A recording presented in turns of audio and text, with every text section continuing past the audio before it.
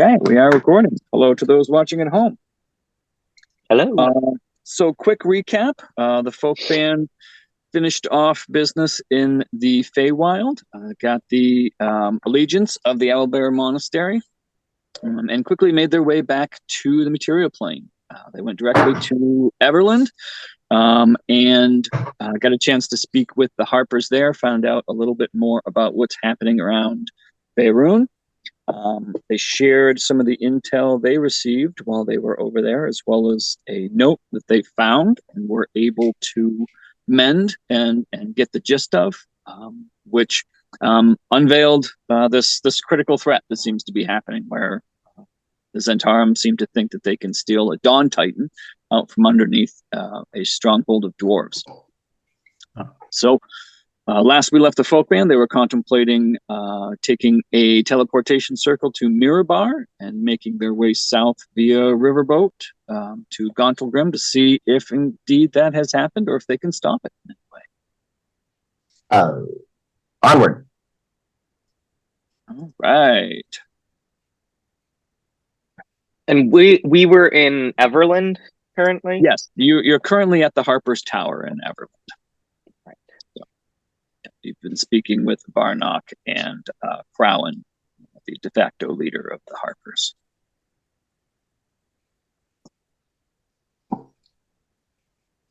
So, what would you all like to do? It's still fairly early. I'd say it's around 1 o'clock in the afternoon.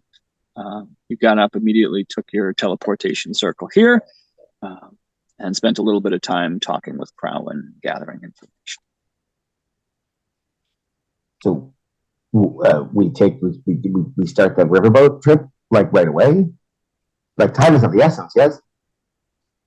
Oh yeah, where did we land? Where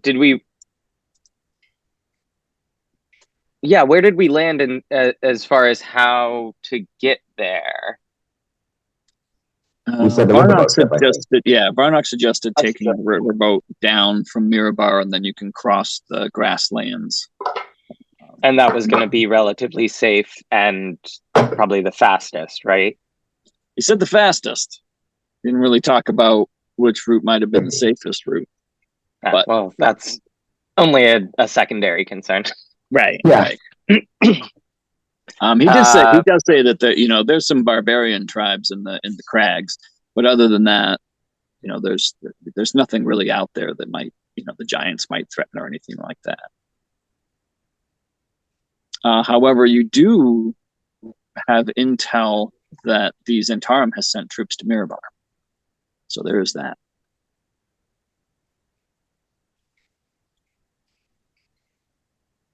I want to smush them. Yeah, I think all things considered, we head up there and take the boat down. What do y'all say? I'm on board. Sunglasses. That I'm was also on board. pretty good.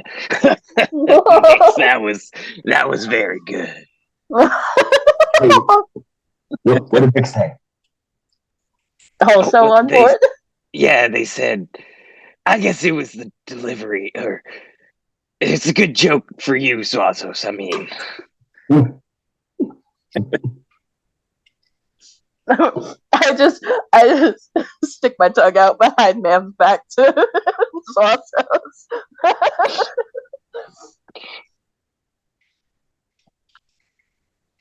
I guess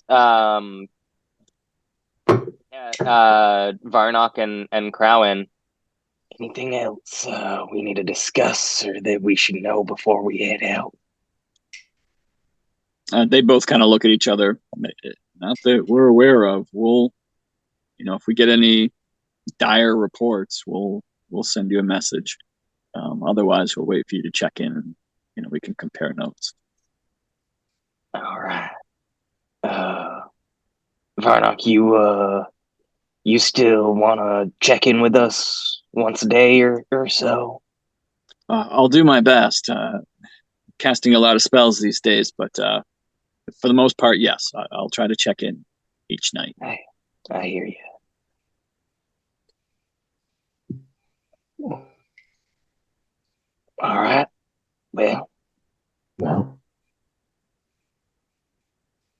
let's go. Freaking right, let's go. And man, we'll start walking towards the teleportation circle room. I'm sorry, I thought we'd have to take in the teleportations. You're still chatting with Varnock and Crown. Okay. Then I misunderstood. So yes, definitely. Like Celsius was already standing there. tapping his feet. Like, let's go, guys. All right, yeah. So you make your way down to the third floor of the tower, and you head into the teleportation room. You know how to set the runes. You find Mirabar on the list once you close the door, and you experience your little trippy trip, and you head up and you arrive in Mirabar, and immediately you're kind of you get that disorientation of landing after that. And you look around and you're not quite sure it seems strange. You're surrounded by straw, like, and bales of hay. And as you look, like, this sudden smell of animals hits you. And you look around and you see a lot of, like, wooden rafters and beams. We landed a barn. I glance down at our feet to make sure there's a teleportation circle below us. There is. You do see a few pieces of straw and stuff that are covering a number of the runes, but like the glow kind of dissipates a little bit. And there are definitely runes there. But as you look around more, you're definitely in a bar. Well, Very clandestine. yeah, we know the Harpers have, put important things in unassuming Places, locations. yeah. Oh, I wasn't thinking they did that to us. I look around.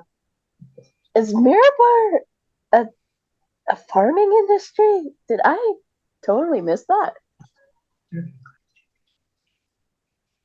Well, maybe we head outside and take a look. Maybe we should go one at a time instead of all animals coming out of the barn. I don't think we should do Mary Had a Little Lamb out here. And you start to hear a little noise, and it sounds like it's coming from like down beneath you. So it you suddenly realize that this wooden floor that you're on is not the ground floor, and you hear like a creak, and then you see part of the floor like pull away, and you see as it like kind of pulls down, like it looks like it's like a pull down ladder, and you hear, hey, come on down, it's clear. Oh, all right. Ladies first. Thank you. Man will go down the ladder. Okay. And you see a human standing down there, and he's like, hey, come on, quick. We got to close the door. Come on down. Come on, everyone. Rapidly descending. Okay. And as the last of you come down, you see him, kind of push the door back up, and there's like a little like pull rope on it. It's not like a hidden area or anything. And he's like, hey, my name's Zaspar. He's like, I'll bring you into the stable building up here. There's nobody here right now. Crowan let me know you were coming. We can talk. I'll give you a little bit of information about Mirabar if you want. Otherwise, you guys are welcome to head on out. Yeah, I heard you having some trouble with the Zhentarim. Not that we know of. I heard that sent soldiers here, but they haven't made themselves known if they're here. It's actually pretty quiet up here. The war really hasn't affected us very much. Okay, come on. Oh, he said it. He said the word. Oh, Nick's looks pained after he said the word quiet. Uh-oh. That bad? Anytime you say the word quiet, that's like a thing in nursing in school where it's like, the kids are really quiet, and then all of a sudden you hear chaos breaks out. Yes. That's the kiss of death. Yes. All right. So you see him like poke his head out of the barn and kind of look around and say, "All right, come on, let's go to the main building." And assuming you follow him to the main building. Yeah. You can see that like he's almost running like across this, and you get a chance to kind of look around, and it is kind of like a stable yard, but it looks like less of a farmyard and more of just horses. There's really just horses here, and you see a whole lot of tack. You don't see any other people at this time, and he brings you over to kind of one of the main buildings and ushers you inside. These are of my ilk. I'm quite at home here. Oh, good. Yeah, we're the stables for Mirabar here. Anyone who rides in or out of the town, we usually keep their horses here. Like I said, it's pretty quiet. We don't have a whole lot of clientele right now. And you came at a good time because the master's out, so it's not going to be any questions. But come on inside. He ushers you into the main building there, and you can see it's kind of set up like an office space. There's one big kind of a desk area where you can see there's a door out front where people would walk in and like, talk or whatever. And he says, okay, so one thing you need to know about Mirabar is it's kind of a military place. Like there's walls. They're very serious about security. What you see up here, this is the upper area. This is what they call the I forget what the dwarves call it. Anyway, it's the upper level of Mirabar. Mirabar really is it's a deep well of a city, and it goes down and down and down. But you can't really get to the lower levels unless you're a dwarf. The upper area here is mostly just humans, and we run the trade and stuff like that. But to get down in the lower mines, you either need to pass or you kind of need to be a dwarf. So I don't think any of you are going to get down there, but that's okay. I heard you're looking for a boat, and you can head on to the docks, and there's probably a few crews there that can take you down. We don't have any agents that have boats, so you're kind of on your own there. But you're kind of well known, and if anybody recognizes you, they're going to ask questions on how you got in the city because they check everybody on the way in. So whatever you do, don't mention the teleportation circle. If the Marchand found out that we have a teleportation circle into their city, they wouldn't be very happy with us. Of course. Absolutely. Of course. How do you know? Oh, go ahead. Oh, how do you know Crowan, by the way? I'm just curious. I'm a Harper. He's our he's our man.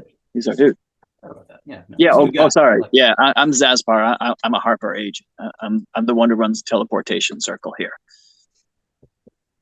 yes, Aspa. Yeah. You seem like a good fellow too. So Oh, Very thanks. nice. I appreciate that. I heard a lot about you guys.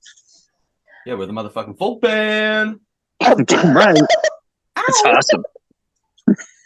but a lot of other people know who you are too. I don't know if you can. I don't know if you guys have thought about like disguising yourselves or anything like that.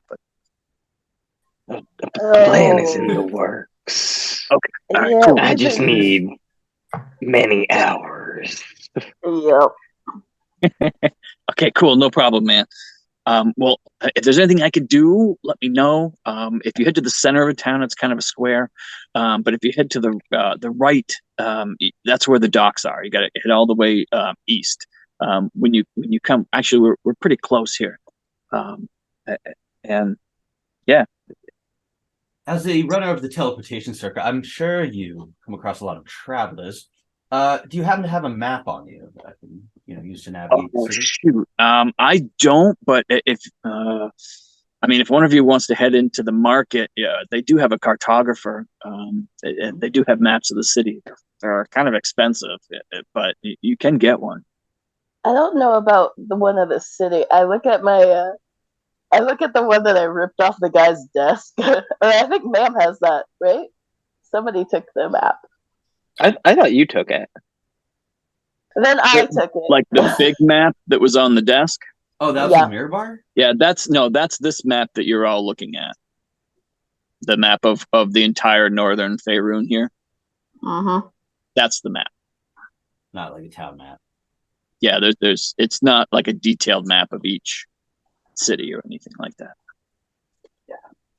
Photographer.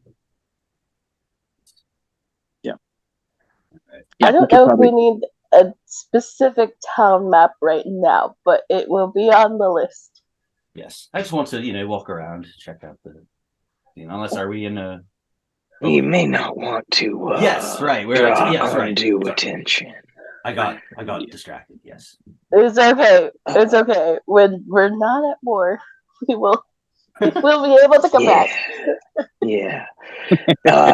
Do you have any advice on, potential, I guess, less traveled streets, ways to get around without drawing too much attention? I mean, you could go out the back way and kind of run along the city wall. I don't know. It's kind of one of those things. If you walk the main fair, I don't know. I mean, you guys are pretty recognizable, so I guess anybody you run into, I guess either way. What I was going to say is you walk down the main fair, some people might not give you a second glance, but if you get caught walking, back behind the buildings along the wall, it's going to raise eyebrows. But if you want to do that, you can go out the back and then just follow the main wall east, and it's not very far. Mirabar up here isn't a huge city, but you can keep to the wall. That'll bring you right around to the guardhouse. You do have to go through the guardhouse to get to the docks, unless you scale the wall somehow. But they don't generally give anybody even a second glance on their way out.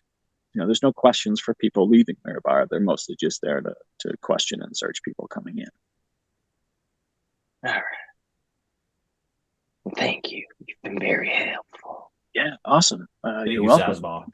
Yeah, if you need to come back, I'm usually here. If you see them again, the master doesn't know that I'm a Harper. He doesn't know we have a teleportation circle in his barn. So, just kind of, pretend like you're asking about horses, and then I can help you.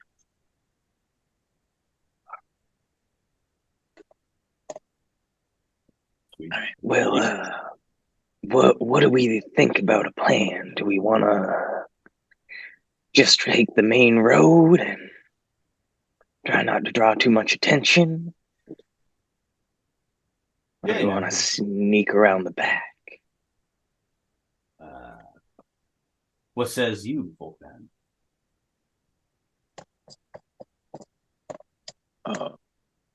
Sorry, are you asking the guy? Oh, are you? Who are you? I didn't catch who you were asking. I thought you were just asking. Us. Oh, I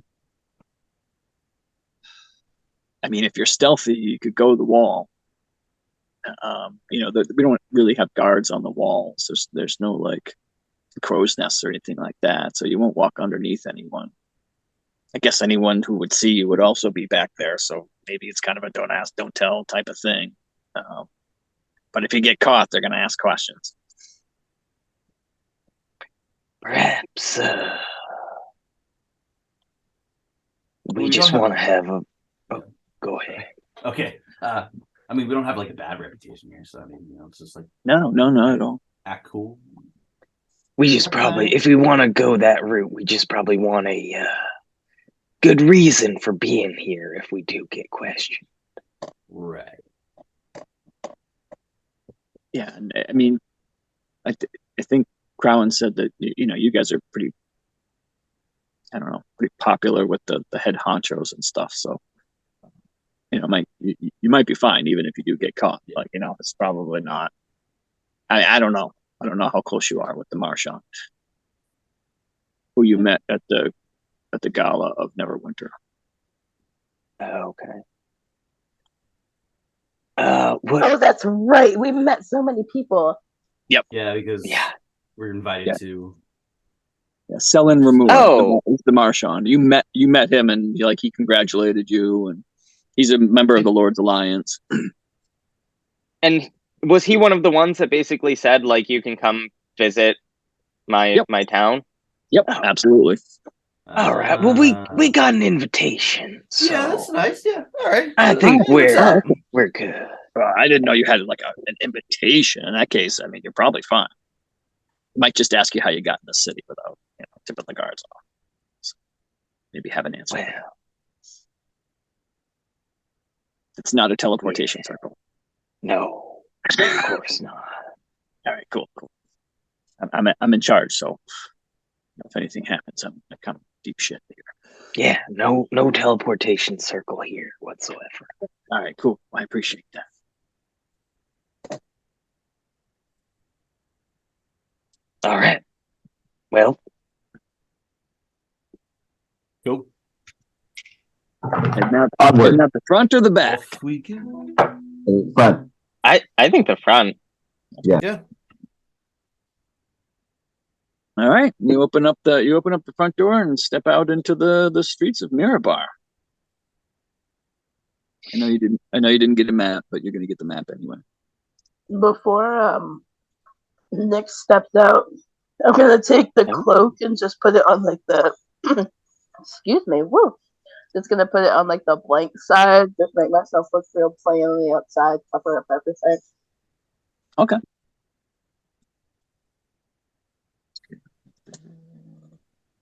All right. So you are all coming out of, these are the stables here, and this is the building that you're coming out of.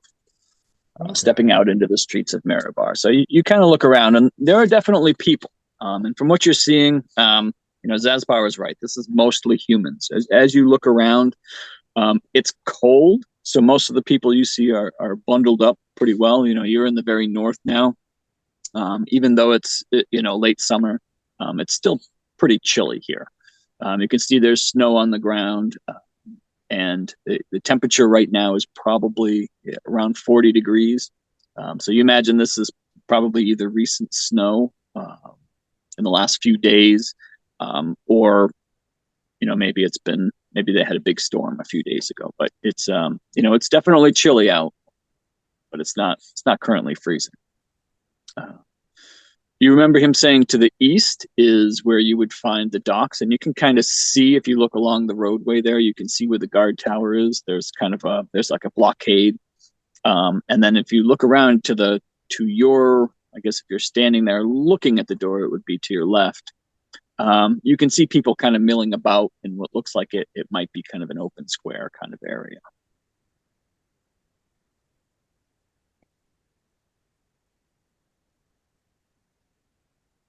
well, Go. should we just take the straight path on through?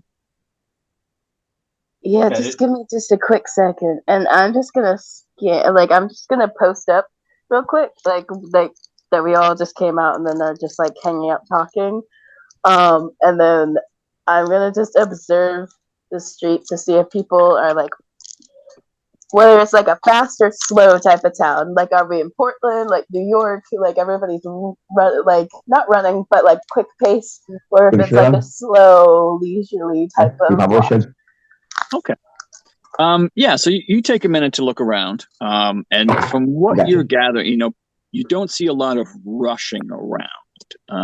The pace seems not necessarily slow. This isn't a tiny island or anything like that. But people don't seem to be in any kind of rush. While you're standing there, a number of people walk past you. A couple of them look over at you, and maybe one or two, their eyebrows raised a little bit.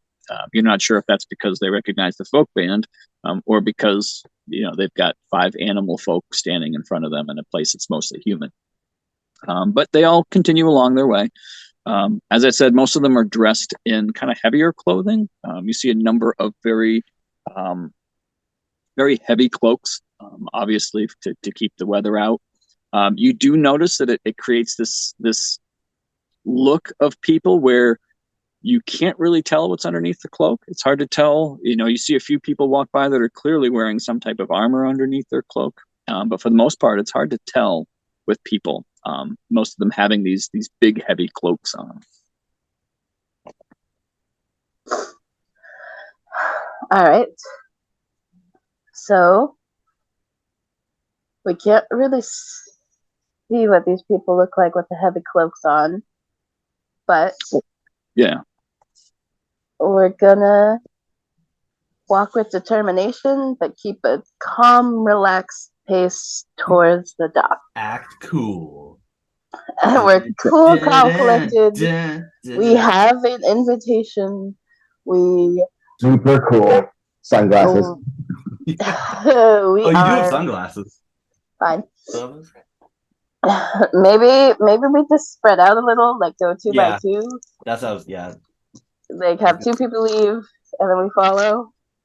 Yeah. Cool. They have the two biggest people just like together, so it's not like, oh, there's a big person there. Oh wow, there's another really big animal there. Wait, what's going on? Just have like them all at once, or like. So that's Vark and is that Mam or Naruk? Who's the next? Naruk, I believe. I'm I bigger think than Naruk actually might be bigger than Mam, Am I? at least in normal. How tall is Naruk? Weight wise, for sure. Is Oh 7, wow, 8, I think? we've got some tall folk banders. Jesus Yeah, 7 Christ, 7'8", Oh, 700 pounds. I love how we all forget how tall we are I know. until so we're like, tall, how my do we God. blend into this Wow. society? And then we look and we're like, oh, we don't blend in at all. Yeah, really don't. Vark is fucking 8'4", weighs over a ton. Yeah. Naruk is And I'm 7'8". so tiny. Mam is 7'5". I think Dude, Rosal weighs 80 pounds. I thought Man was bigger than me the whole time. That's Mam You're a gets couple bigger inches taller. than you, certainly. but But Giants might or something. yeah, Rosal is 5 foot tall and weighs 90 pounds. And then Nick's. It's friggin' Princess Leia standing next to Chewie. I know. Nick, More like Nick Jabba. is like 6 foot something. Jabba.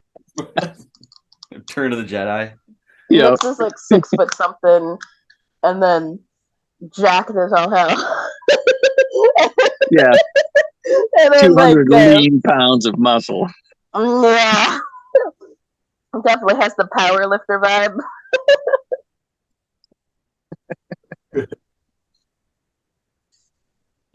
Wow. All right. So act who's, cool, I guess. who's all walking together to avoid notice? Oh my God. Well, I think if I kind of feel like we'd be better off just going quickly, like all of us, like rather than getting 3 opportunities for us to get noticed by somebody, just go. We're not going to draw any less attention what I'm saying, at 5 of us. Sorry. What I'm saying is that we should not be quick. This is not like a hunky dory town. Like we're not just like doing like a Phandalin or a Ryland, like where everybody takes their time. But it's not like Neverwinter either, where everyone's rushing around. Like we gotta take our time. I'm on board. Okay. Yeah. I agree. And I feel like a whole bunch of animals all walking together would certainly cause eyebrows rather than a couple of animals at a time, especially if some of us pull up our cloaks and hide some features. Cool. So this is all taking place in the matter of a couple of moments when you step outside. You know, as you're kind of looking around to get a feel, you know, you're all kind of having this conversation. You do way off to the west, so towards the center of town. You do notice what looks like 3 or 4 guards. They have heavy cloaks on, but you can see that they've kind of pulled the front back and it's hanging around, kind of off the sides. It seems very obvious that they do that to display their breastplate that has the adornment of Mirabar on it. So that it's obvious that they make it obvious who the guards are. And you see a group of 4 of them, and they look like they're kind of coming out of there, and they look like they might be heading in your direction. Okay, well, let's go. Yep. Boom. Don't act like we're running away. Just we're Act walking. cool. Act cool, calm, collected. We have been invited, by the way. And so How did we get into the city? Yeah, that's a good question. Mim kind of like says that as I think we start to kind of walk away casually. I would say We came in late at night. Can we put it on the wizards? Can we put it on the what are they called? Who's the wizards? The Moonstone. Yeah, the Moonstone wizards. Can we put it on them? That we heard that there was a that we heard the Zhentarim are in town and we're on a mission. I don't know that we want to mention Zhentarim. I thought people knew. Okay, never mind. But if we don't know who they are, we've heard that they've infiltrated or that they're here. Oh, that's but true. We've seen that they can, Blend in. But so we've been invited. So we have been invited. Yeah, so she said something about maybe we just came in late at night. Yeah, I think that's a good cover. If anybody asks, we've got 500 feet to get from here to the docks. We get on the docks, we get on a boat, we get on our way. All right, let's walk. Not going to get interrogated. I take out my lute and play it a little bit just to, calm people down.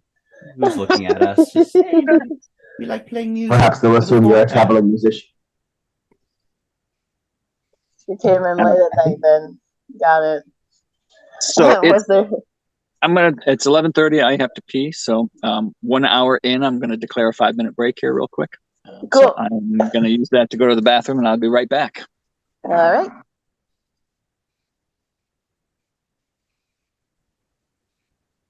I have no idea what excuse to use. Yeah, we came in late at night. There wasn't a guard there. I mean, we should just be going and hoping nobody interrogates us. Yeah, well, we just saw guards come out of there, and they were headed in our direction. So, I mean, we're the fucking hope band. Yeah, that's the problem. Yeah, that's the problem. Then it's like they would, who. It's not like someone's gonna be like, "Oh yeah, I saw you. Yeah. I think I saw you come in."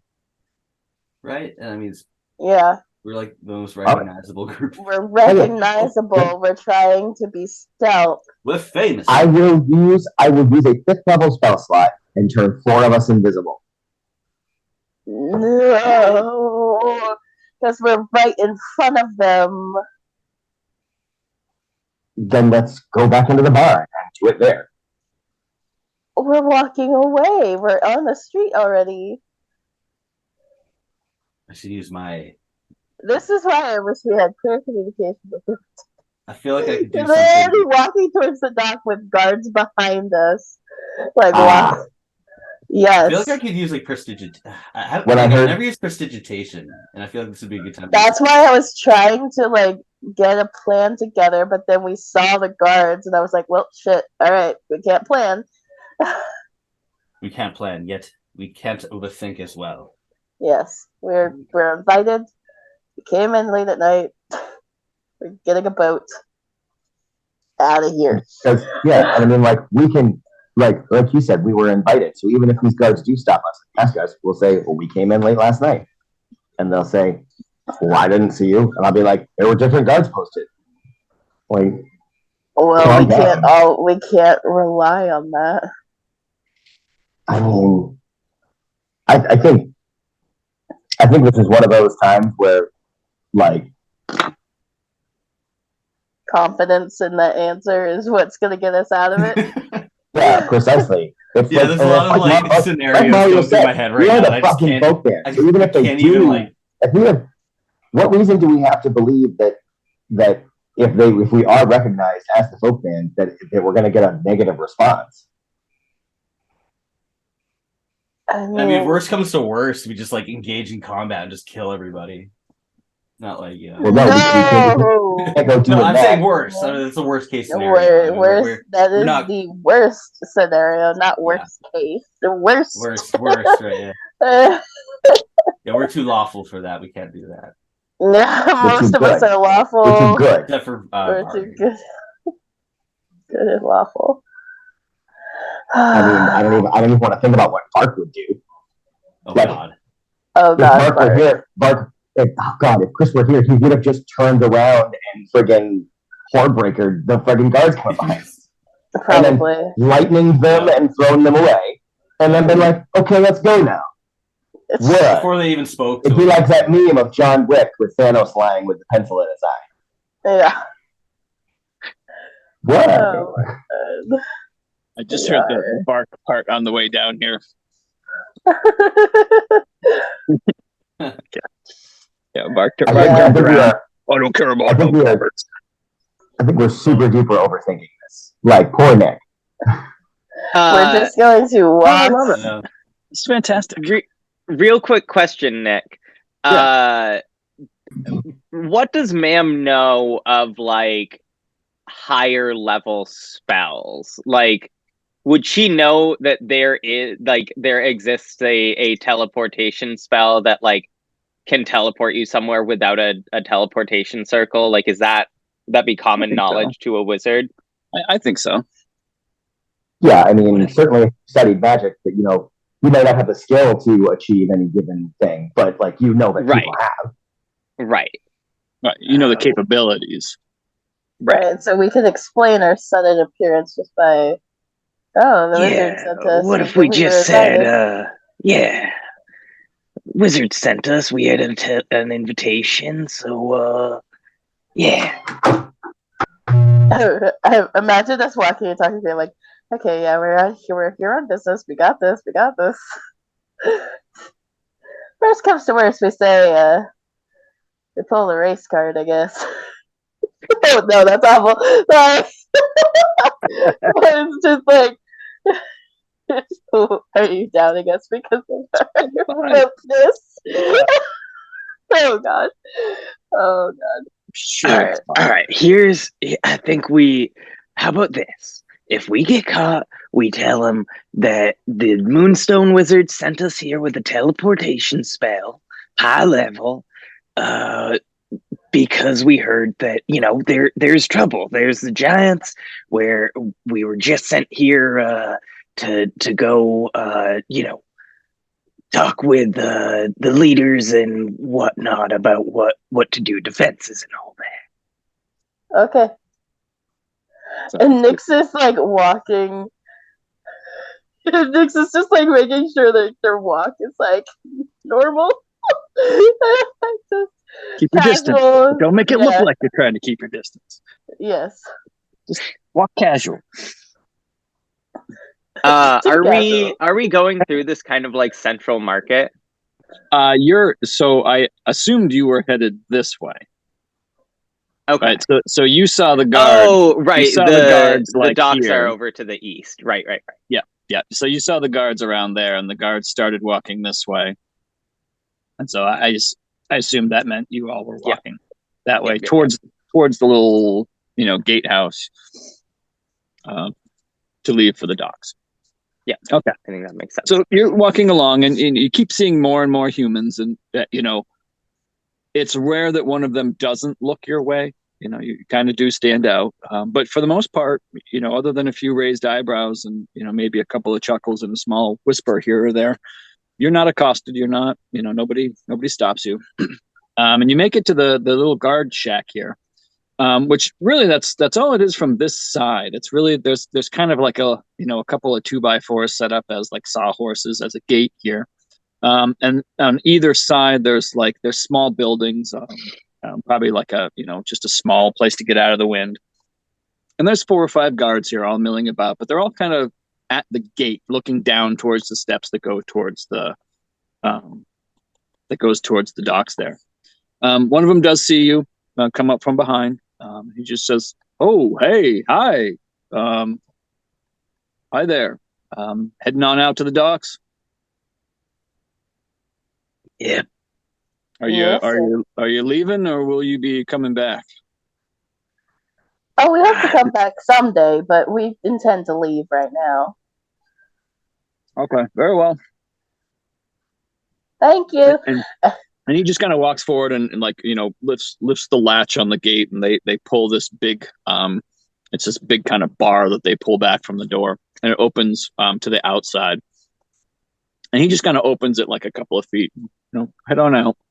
And you see the other guards all kind of notice now that you're there, and they're all kind of like, wow.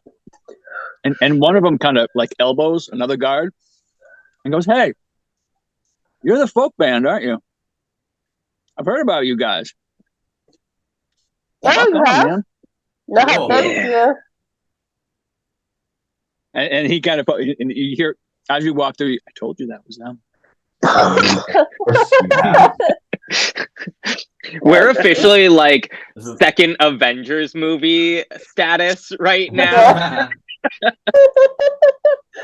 Oh god. And so you start heading down the steps there, and you hear the gate close behind you, and you hear the thunk of the bar being put back in place. And what you see is there's just a whole bunch of like huts, a few grass huts. A couple of them have smoke coming out from kind of a teepee-like top. But there's also a really big building. If you look down towards the docks, you can see there's a number of ships that are moored up. Or there's a big plume of smoke coming from the big building that seems to be along the docks. And most of the people you see are either milling about their boat or they're walking in or out of this big building here. You get the impression, if you want to talk to someone, that either you can walk up to someone at their boat, or maybe head to the big building there and see who's inside.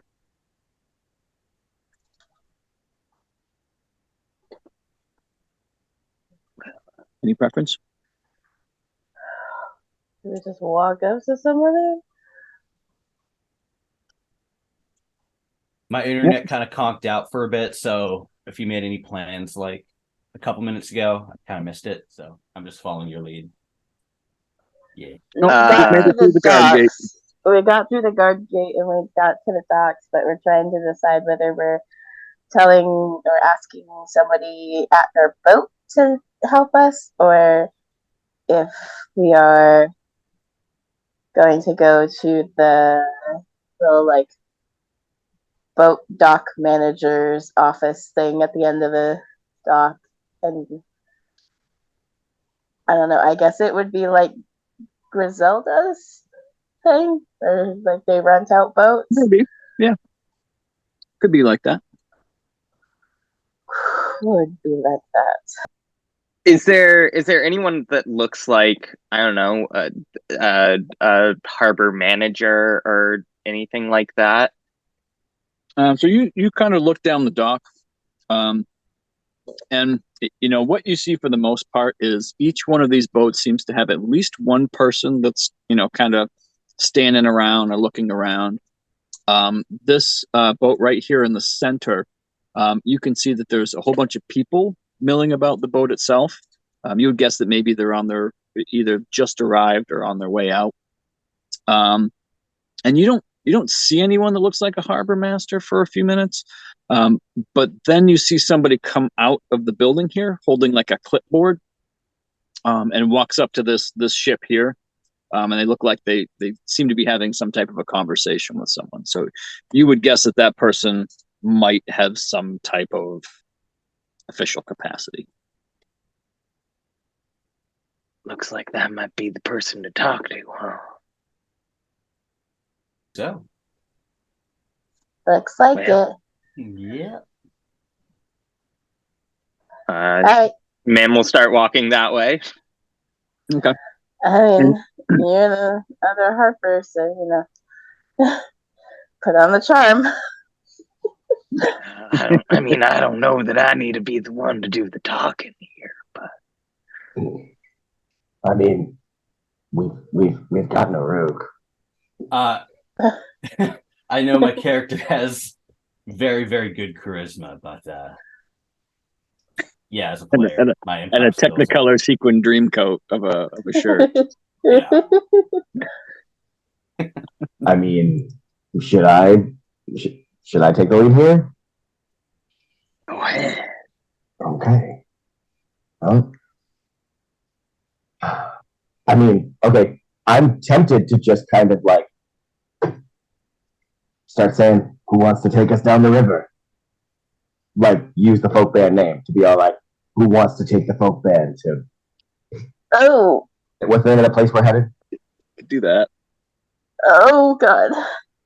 Yeah, I don't know that that's the best option. Is that what you That's want to not do? the best plan right now. That's not the best.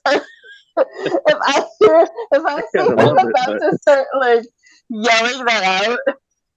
Okay, I clearly I have overestimated my ability to split my attention in the other kind of things I've been running around doing and not following along. So I'm going to stay here and pay attention to what I'm doing Just, so that I can know what the fuck is happening.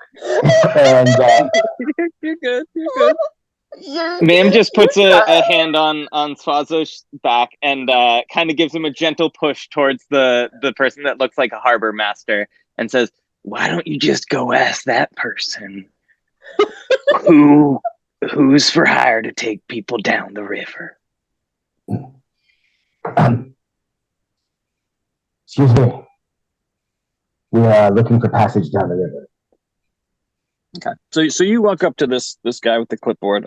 He's talking with someone on the boat here, and as you get closer, you can hear that he's talking to them about how long is your trip? Are you coming back? Do you need a dock? Blah blah blah. And he sees you coming. And he looks at the boat captain or whoever that he's speaking with, a woman. And he just kind of like puts one finger up to the woman. 1 second, and he looks over at you and is, how can I help you, sir? We're looking for passage down the river. Oh, he looks down at his clipboard and he kind of like looks up at the captain right in front of him. Well, I got 2 ships leaving this week, but Dina here is, I think, leaving right now. Dina, you interested in taking some passengers? Some folks? And Dina kind of looks over at you and kind of looks you up and down, and then she kind of cranes her head down the dock and looks at the compilation of giant animal folk gathered just a little ways down the dock, and her eyes kind of go big a little bit. And she looks at you and, sorry, go ahead. Where exactly are you going? So I'm going real quick. Before I answer this in character, I'm gonna ask for a reminder. Where is it we're going? I don't have the big map anymore. Well, we're headed downriver to. Fuck! I don't have my book with me. I had the map, but I X'd out of them. We're headed downriver to that giant's cave where we saw the Dawn Titan on the map. Yeah, there's like a Gauntlgrym or whatever. Oh, Gauntlgrym. So, but we're only looking to go down until we get to the plains here at the top of the forest. Yes. Yeah. Okay. So, Yeah.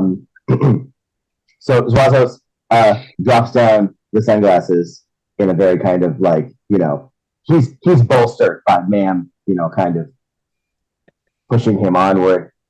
He's feeling very confident right now. And so he looks, I assume, up at her. Yeah. Because she's a normal human height. She is, yep. And he drops the sunglasses and just says, we're looking to get about halfway from here to Luskin. Maybe you could help us out. Eyebrow waggle.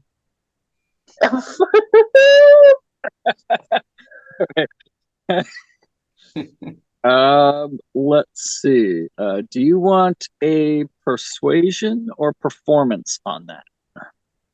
I think they're both. Oh no, persuasion I'm proficient in. So yeah, that for sure. All right, we'll get you a persuasion. That's right. Our proficiency bonus is +5 now. Oh my god, we are so that's nice. We are so stacked. I love it. 12. Okay. All right. Yeah, that's not bad. That's okay.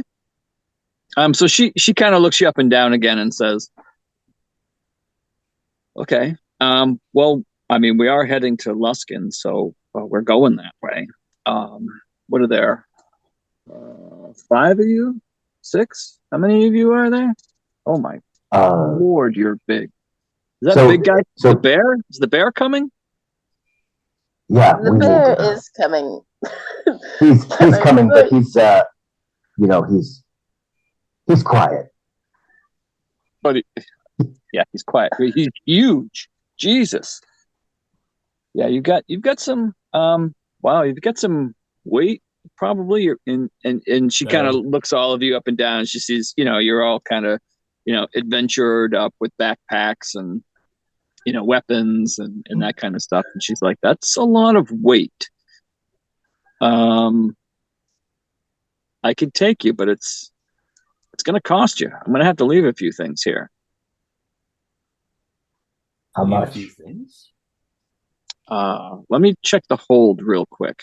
Give me a couple minutes. I gotta talk to my crew as well.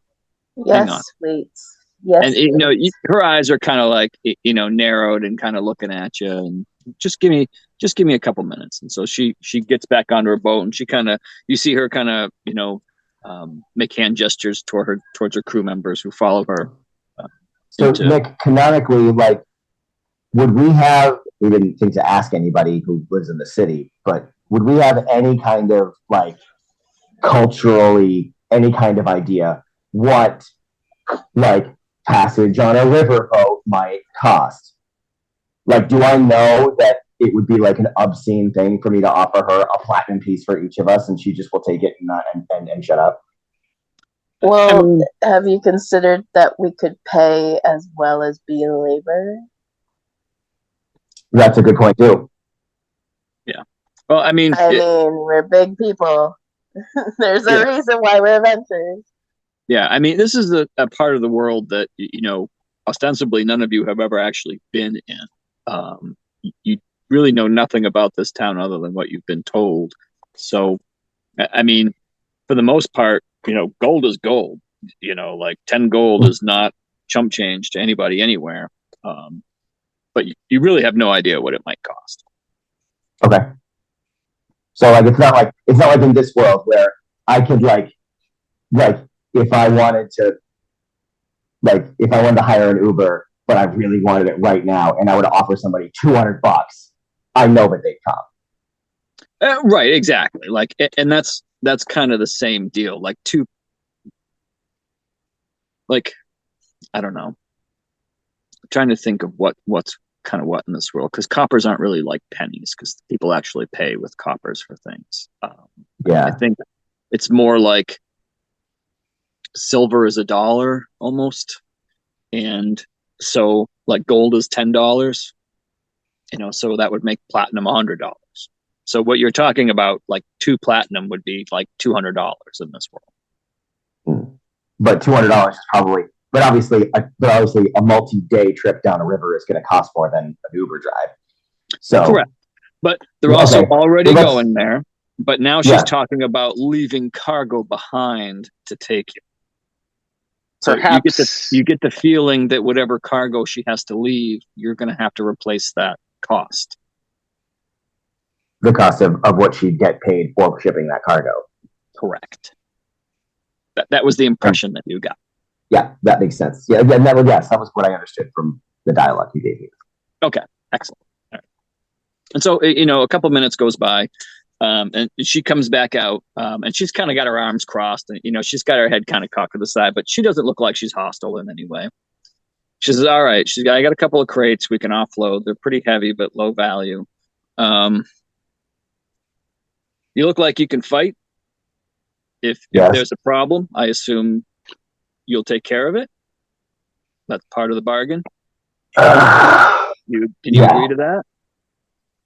You won't have any trouble with us on board. That's something I can That's guarantee. not what they're saying. Yeah, I've been like slowly walking up this entire time because so it's like I just put my hand on Zoss's shoulder. Not what she's saying. Well, no, what I'm saying is that when I'm saying she's not going to have any trouble, I'm saying that whatever we come across, we can handle. Like nothing's going to. Okay, never mind. Then nope. Right. No, back it up. She's like, okay, that's exactly what I was asking.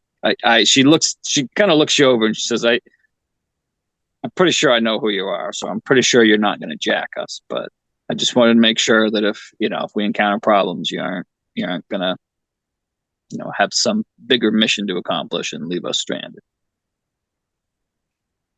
Fair enough. Absolutely. Yes. All right.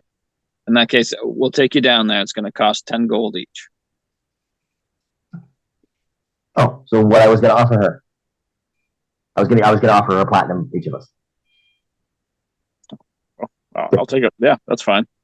I spend platinum just as well as gold. I'll take it. I hand her 6 platinum pieces. All right. And I'll take those out of my inventory. Perfect. All right. She says, all right. Well, your timing is great. We're just kind of wrapping things up here, and then we'll be ready to go.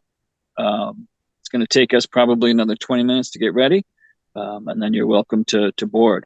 I don't have any cabins for you. I don't really have any space, so you're going to have to sleep on the decks. It's probably going to take... bedrolls. That's fine. That's perfect. We've slept in rougher conditions. Thank you very much. I mean, You're welcome. I mean, you're welcome to head in the bar there if you want to have a drink before we head out. is the deck big enough for a tiny hut? No one has tiny hut. Nobody has tiny hut? Oh, well, good. I don't have to answer that. I don't think any of us have tiny hut. I thought I remembered us being in a tiny hut at one point in time. Oh no, that was Wall of Force. What's that? I think you're thinking of a different spell. Yeah, Wall of Force that you did with what's his face? With Zhentarim, with the little bubble. Is that what you were I've thinking? cast I can't what is it? It's something I got in one of my spell books. Oh, Private Sanctum. That might be what you're thinking of. I've cast that sometimes at night. So you Especially can if see there was creepy crawlies, but creepy. So you can see some of the crew hands now are they've opened up the cargo hold and you can see they're winching a couple of crates out. They've called the harbor master or whatever title he never really got back over, and she's talking to him and he looks like he's nodding. You can kind of hear that they're talking about keeping the goods until she comes back or finding another ship to take them down.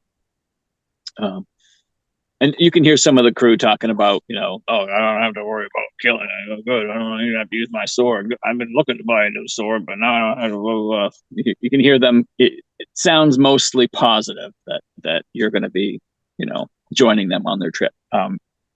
Even with ear straining, though, you don't catch any mention of, the words folk or band.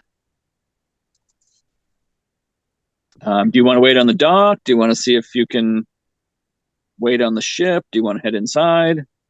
Well, I'll let everybody else.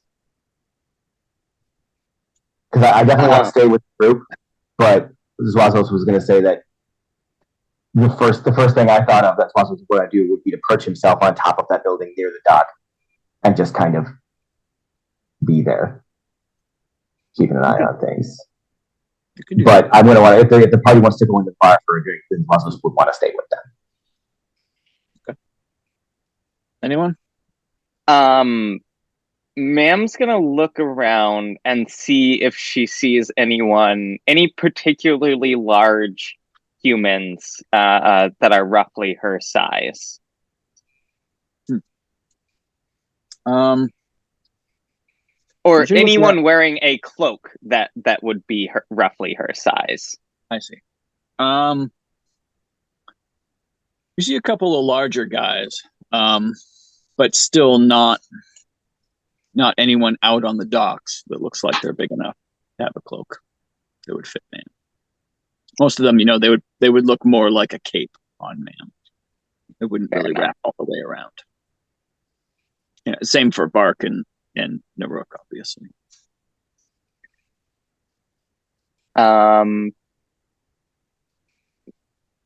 We could go into the bar.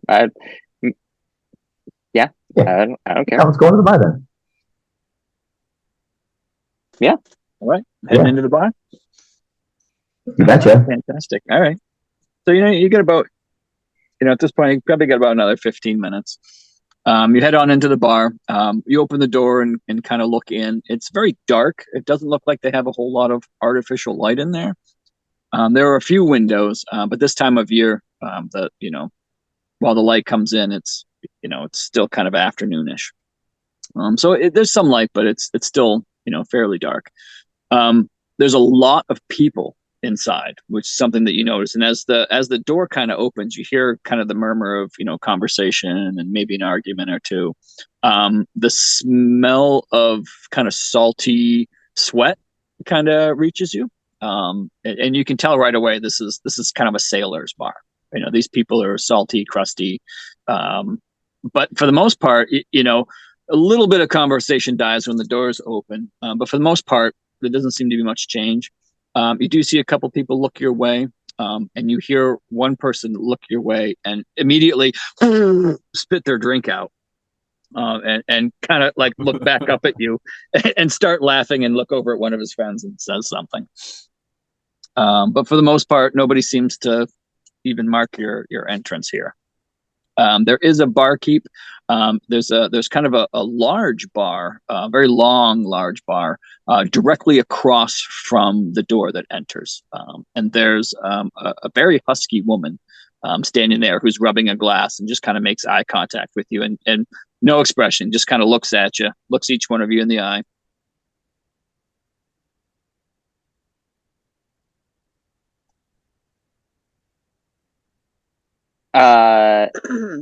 Is there anyone roughly ma'am's size in here? So you look around. It takes your eyes a bit to adjust to the lighting in here, but you do look around.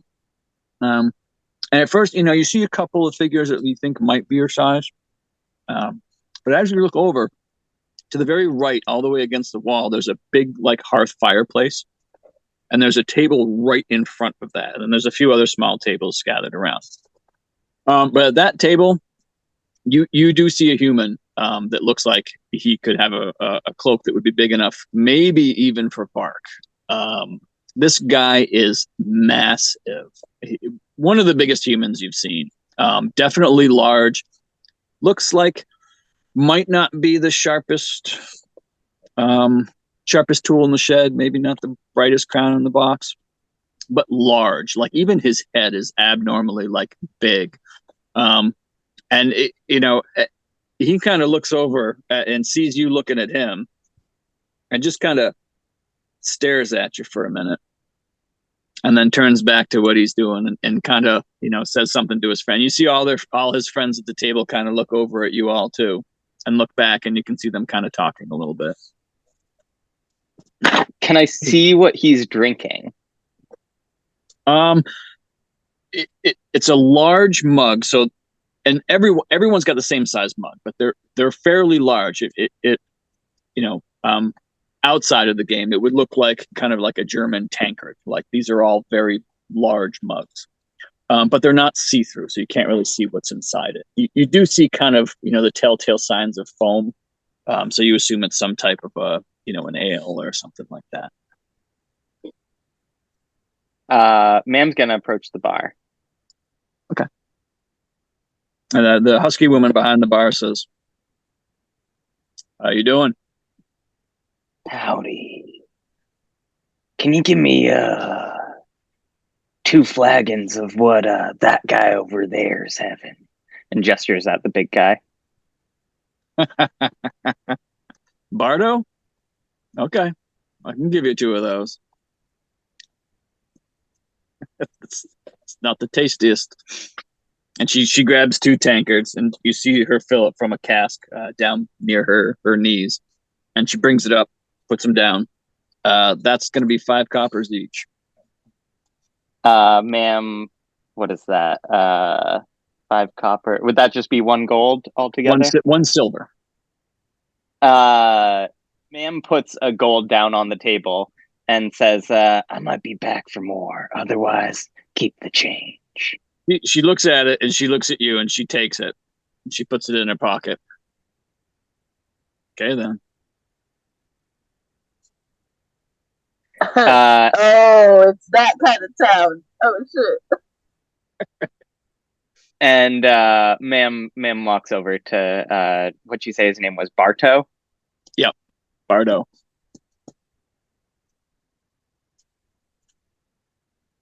If no one else is immediately doing anything, ma'am will just walk over and hold up one of the flagons to him.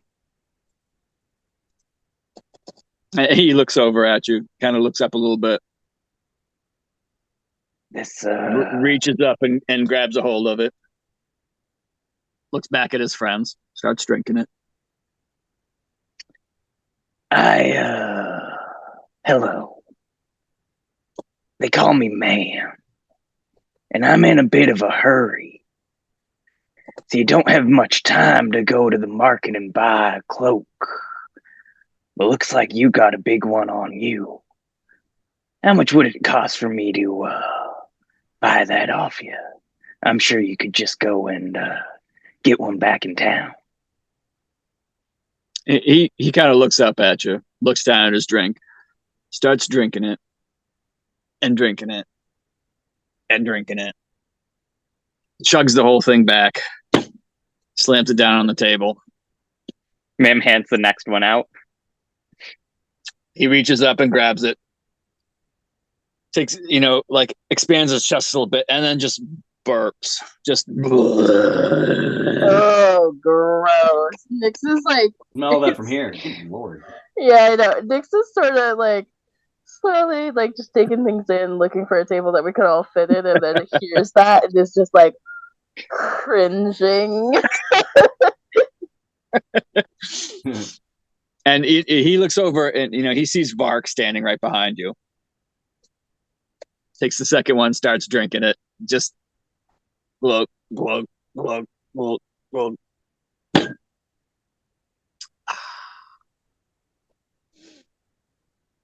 He looks across the table at his friend and kind of gives a little head motion, and the friend gets up off the seat. He looks up at you. Have a seat. Ma'am sits. And he looks at you. And he kind of postures himself and puts his elbow on the table and puts his arm up in a way that immediately tells you that he wants to arm wrestle you. Oh, shit. Ma'am is going to her one of her runes that'll give her +2 to strength checks.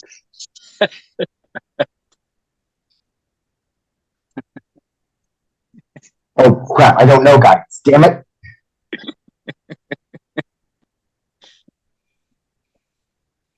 I think it's my frost rune. I'll give you inspiration.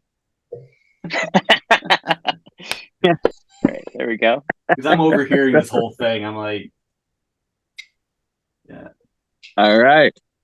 So you reach out, you take his hand, and you're surprised that this guy's got meat hooks for hands. Like you're really starting to get the idea that this guy's beefy. This guy's got some strength here.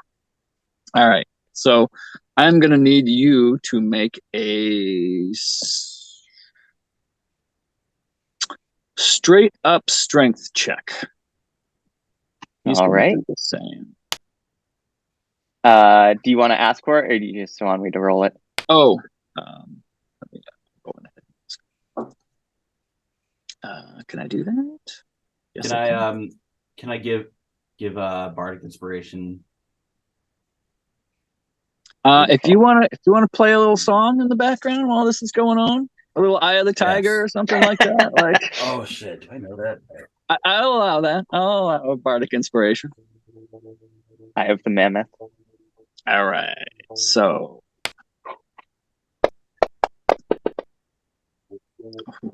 Oh wow! Oh man! I'm gonna add that bardic inspiration. Okay, all right. What is it, Naruk? Is it a D8? I think it's a D. It's a D12 by now, isn't it?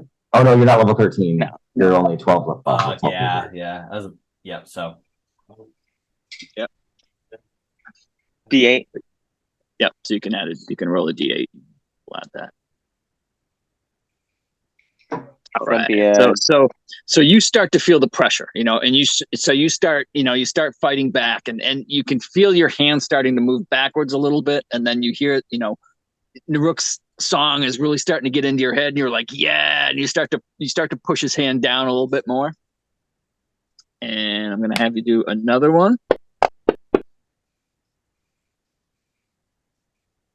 Yeah. All right. So you've got the, you're both going there. You feel you're getting a little bit, and then he's getting, and you feel like you ended up right where you started. And I'm gonna have you do another one. Oh, he rolled a 19. Oh, that's amazing. So yeah, you start pushing a little, and you feel your muscle. You feel like you just feel that second wind, and you really just start to push down. And now you feel you're really close to, and he's starting to sweat. His eyes are getting big. He's like, "No, this ain't gonna fucking happen." And I'm gonna have you do another one. He almost rolled a 1. It's still only a 7. So yeah, so you feel him fighting back, but at this point now you're feeling the confidence. You're feeling you're feeling the music, and you just get it, and you barely feel the back of his hand hit the table, and you see him do that, and he's pissed. You can see it on his face. This guy's fucking pissed now, and he kind of puts both his hands on the table, and he stands up and he's staring down at you. And then he reaches up and he unpins one side of his cloak. He takes it off and he throws it over at you. And then you see a big smile on his face. He's like, "That's pretty good. I haven't had like that in quite a while." And he looks up. He says, "I bet this guy would have done even worse, huh? Where are you from?" Yeah. I'm from away. Fair enough. Where you going? Somewhere else? Somewhere else. You got it. Well, hell, it's nice to meet you. Nice to meet you. And she reaches out for a predator wrist grab handshake. Yeah, and he does it, and he'll shake it. "You got time for a drink? I'll buy the next 2. I got probably another 10 minutes. Fantastic. That's plenty of time for 2. And he kind of calls over to the bartender, and you could see she was kind of sweating a little bit there too. And she's kind of smiles and nods, and you can see her filling up. It looks like she's got 4 in her hands, and she brings them over. And and he's laughing. He's like, "Yeah." He's like, "That's cool." He's like, "We don't get many people in here. It's mostly just these rich folk heading up and down the river." Anything particular bring you to Mirabar, or is that super clandestine too? Oh, just passing through. That's cool. You don't want to talk. What about you? What brings you here? I'm a shipmate. That's what I do. People like to keep me around. I was born big like this, but I mostly keep the river problems off the ships. There's a couple of sea serpents that sometimes make their way up from the ocean. And there's bandits everywhere you go. And Zhentarim too. They've been taken to making a lot of ships pay for protection, if you know what I mean. They make it sound like they keep you safe from the river shit, but mostly they just don't rob you. They keep it all hush hush, but ain't no fools on this river. You know what I mean? Yeah, you know anything about them? What ships they're on, anything like that? No, they don't run on the ships themselves. They run separate ships. And they mostly shake down the river folk. If they ain't paid their protection, then, something bad might happen down the river. You know what I mean? Right. Usually, the only time I ever heard of them actually doing something, they had set up some type of ambush with crossbowmen on both sides of the river. It was just after they tried to shake down a ship. They told them to go pound sand. Then they got hit. Lost a couple of good folk that day, but they didn't take the ship or nothing. They just tried to kill him, I guess. Nasty folk, them Zhentarim. They pretend like they're all good, helping people, protecting shit. But they're fuckers, if you ask me. I'll drink to that. And Ma'am kind of cheers as him. Clink. And I'll drink to that too. I kind of butt myself in. And can I have a drink as come on well? in, friend. Hey, what's up? My name's Naruk. Pleasure to meet He you. looks at his friends. He's like, "You guys." He's like, "Get the fuck out of here." Okay. Come on, sit down. Sit down. And he calls the rest of you over. Drinks are on me. Oh, beautiful. I go and sit, just like kind of perched a little bit in the chair. Yeah. Come on over, meet my new friend. Oh, we have a new friend? Yeah, Oh, that's Bardo. awesome. It's nice to meet you. Hi, Bardo. I'm Nix. Very nice to make your acquaintance, Nix. And who are you there? You must be some type of a camel folk or something. What's your name? Hey, my name's Naruk. I'm from the Orok Desert back there in the east of Faerun. I've met these awesome people amongst my travels, and I've been with them for about a year and a half, 2 years now. It's been a fun time. That's cool. That's cool. Yes. Yeah, I won't say it because there's people have been asking about you around here, but I recognized you. I know who Me? you are. No, the group of you. Oh, We know. okay. I know who you are. Okay. There's A lot of people do. there's been folk asking around about people like you, paying good money to. We've been Paying through good some money shit. to. We've been through a lot of shit. I guess so. You made some enemies too. Oh, So you know. people are asking like to find us. Yeah, exactly. Ah, Well, that's nice. yeah. If you're seen to let people know, so Well, we definitely were seen, so hopefully we get out of here in time. we're hardworking folk around. Yes, I figured. And I only say that because you won't find a lot of people willing to take coin for blood money. If you know what I mean? Good people. Sorry. Good people here. No, it's okay. As I understand, you don't want to look a gift horse in the mouth or nothing. I ain't saying we're perfect people and ain't nobody gonna snitch on you, but I'd stake my reputation. Ain't nobody in this building gonna snitch on you. Well, thank you very much. It's been certainly a wild ride so far. You got a ship on your way out of here already? Yeah, we're making them past capacity, so we had to pay for the cargo portion that's got to be stored. But oh, you're going with Dina? Yeah, we're going with Dina. That's a good choice. She'll take care of you. She's good person. We'll take care of each other. We'll make sure that no sea serpents or it's good to hear. Those other folks do anything. Although, if it is the Zhentarim on the rivers, I might want to just keep low profile. I think Dina pays protection, so you should be all right. If you do come across any ships, maybe just stay out of sight. But out of sight, out of mind. Well, we don't have any cargo space. We're just gonna be on the deck, so duck. Then good luck to you. Mm-hmm. If you end up taking out any Zhentarim, come back and I'll buy another round. Well, we actually had Nick stops for a second, and he kind of looks at two different ways. I'm up to 4. How many you got? Well, I'm kind of counting on our fingers. Yeah. Like I think about it, we had. Is it only 2? Have we encountered it? No. Zhentarim? We took out the people watching the teleportation. The stump. Which was I don't think they were Zhentarim. They were they knew Zhentarim. They're close with them. No, I think they were there on Zhentarim orders. They were Zhentarim. Yeah. Well, we destroyed a lot of them. 10. So that's over 10, and then we have the faceless one. It's good. We're up there. Yeah, we're up there. We kill more than you.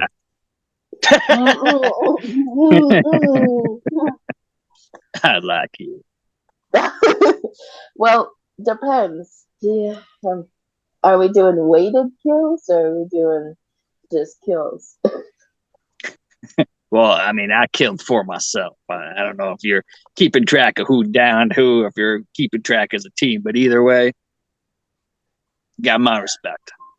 Oh, we do keep track as a team, but I mean, like, are we talking grunts? Are we talking generals? Are we talking? Fuck, you killed a general? Yeah, Well, we did. Yeah. Fuck, you got me beat then. Damn. We tied a lot of them up too. It was one of the Well, unfortunately, they infiltrated a school, and like we're not really there A for school? that. That's sick. It is very sick of them. Oh, We I missed found- that. Okay, I missed this fight. Shit. Yeah. Well, they infiltrated a school, and we're not really interested in that. You know what I mean? So we took the big wig out, and then they stopped fighting. So hopefully they can, undo as much of that the kids had to go through. That's fair. That's mighty kind of you. I don't know that I would have had that same restraint, but good for you. Hopefully it doesn't bite you in the ass later. Well, we'll find out. I think they gave them the option to leave if they had an issue. So if they were leaving, I'm sure they know their contacts to get in further. But I think the majority of them have realized just how manipulated they were. Well, I hope you're right. And as he's saying that, you see the door open and someone kind of looks around the room and then like waves at you guys and kind of gives you the waving like Come on. come on. All right. Well, that looks like our signal. I appreciate all the drinks and your time. Well, been a pleasure. Y'all have a safe trip, and if you're ever back up here, if there's anything I can do to help y'all, you know where to find me. Right here. Perfect. In case I wasn't clear, right here. Right here. Right We here. will find you. And if I'm not here, ask for Bardo. Everyone will know where I am. Perfect. Well, You thank take very care of much, yourself, Bardo. Bardo. You too. Goodbye, friend. Bye-bye. Pleasure. I know he said this place has like a good reputation, and that nobody's gonna. I just checked my pockets on the way out. Just to He make didn't sure say I anyone have- wasn't going to steal from you. He just said they weren't going to rat you out. Yes, so I just pat my pockets down very quick. Yeah, you got everything you came in with. Mm-hmm. Yeah, so you get outside and you can see, Dina's up at the ship and she's giving you okay, we're ready to go. We got a couple offloaded here, but we're heading out right now. Perfect. All aboard. All aboard, indeed. All right. So you head up on the ship, and she gives the word, and you guys head on out. You get out, you catch the current of the river. And they do have sails in case they want to go faster, which for the most part they do, as long as the wind is right. And you make your way, around the sound and under the bridge, and you make your way down. And as you start to see Mirar kind of disappear behind you. Just for the record, I have added Barto's cloak to my inventory. Excellent. Yeah. And it is a heavy cloak. Oh, great. Considered Is that like a winter worthy. Cool. Is that would that weigh more than the normal 3 pounds of a cloak? I don't know. It's there. Oops, that's Not that my inventory is something I really have to worry too much about. Right. Is there such a thing? There's a fur cloak. No. Oh no, it's an art object. No, that's fine. So they know that they're not going to keep us all the way to Luskin, right? We're going like. Yeah, so she gets you on the boat, and they're headed down a little ways, and she kind of says, "Okay, I need to talk to y'all. Come on into my cabin here." And she's got like a very small cabin, like Okay. Bark, you wait outside. It's not enough room for everybody in here. So Bark just kind of crosses his arms, stands outside the door. Cool. I'll keep watch. All right, so you head inside, and she's like, okay. She's like, so I know who you are. Where exactly do you need me to drop you off? And so I take out the big map. Okay. And we find Mirabar, and then I travel down, and I'm like, okay, so we don't want to be in the crags. We want to get into this meadow area right near that forest, so we can end up in Gauntlgrym. Gauntlgrym. Oh, you're headed to Gauntlgrym. Okay. All right, that makes sense. So just all right, so just a mile or two before the fork in the river. Yes. Okay, we'll drop you off. Okay, yeah, that's a pretty safe area, I think, as long as you aren't getting out in the crags. You're liable to see some barbarian tribes. The Uthgar barbarians typically wander through those crags. As long as we avoid the crags and we get off near that fork, I think we could just follow the forest all the way there. Yep, that sounds good. So I need to talk about what might happen on the river. So we heard serpents and Zhentarim.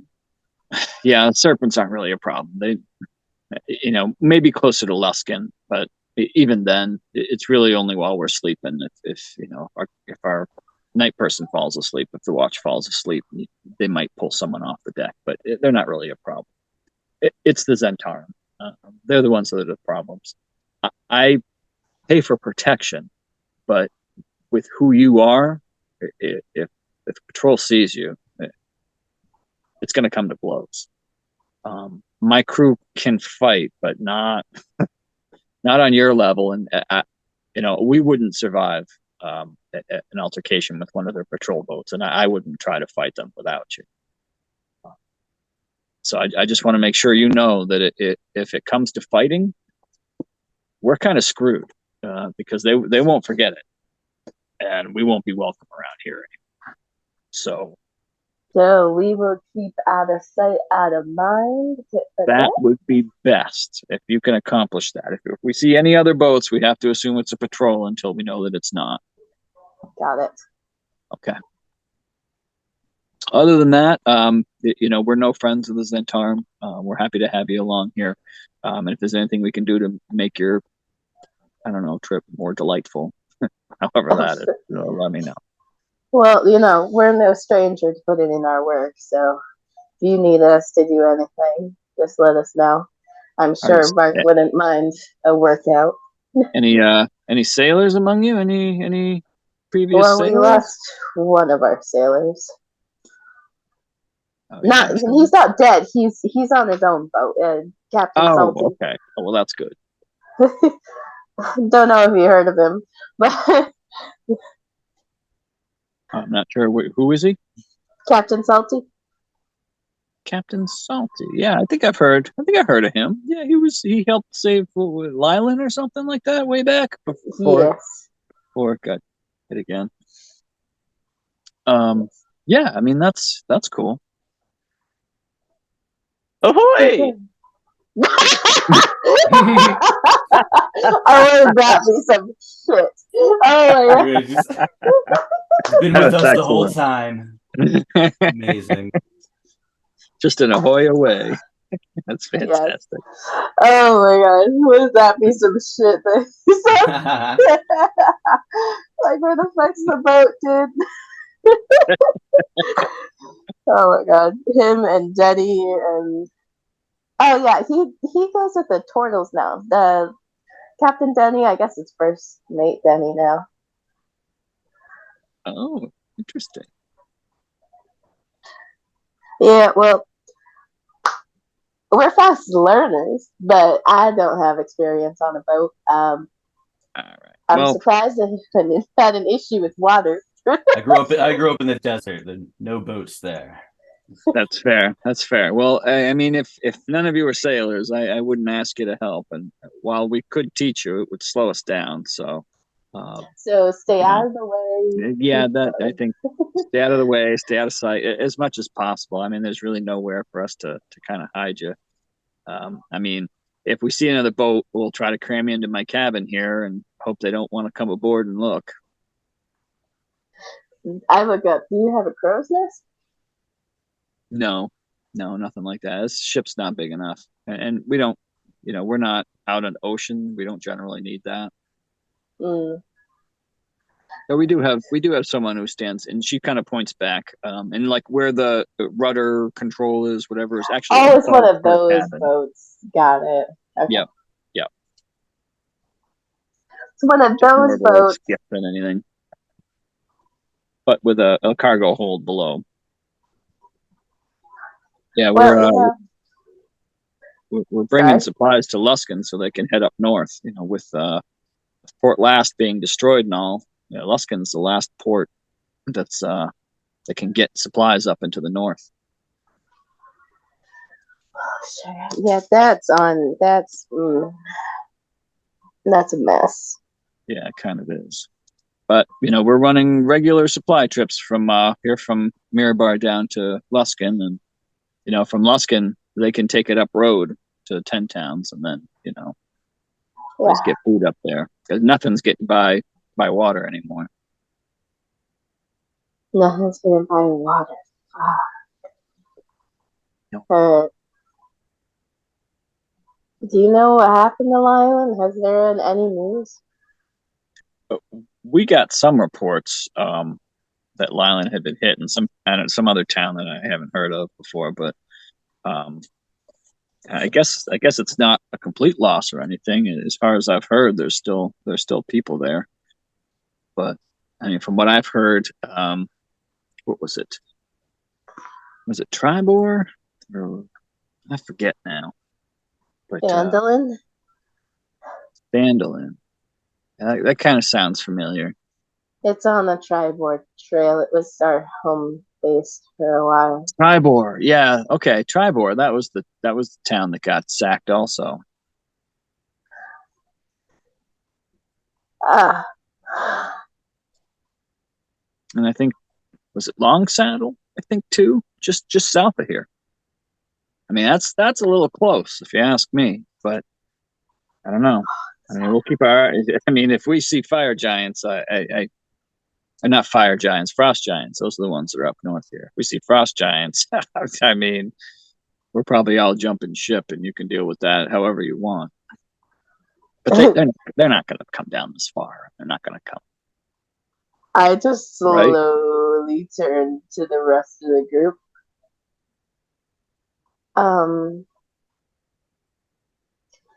How many times did we know you were hurt?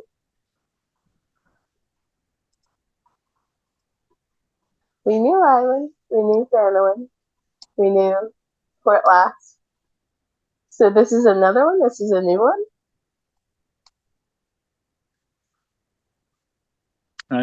I believe you heard about that.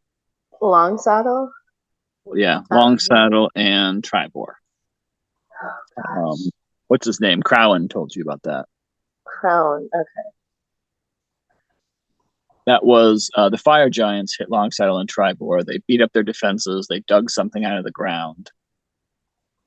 And then they left. And they got similar reports from Nesme and Alice. That's right. Theoretically, that was picking up pieces of a Titan. The right. Death Titan? Yep. The Von and Dodd. Yep. Yeah.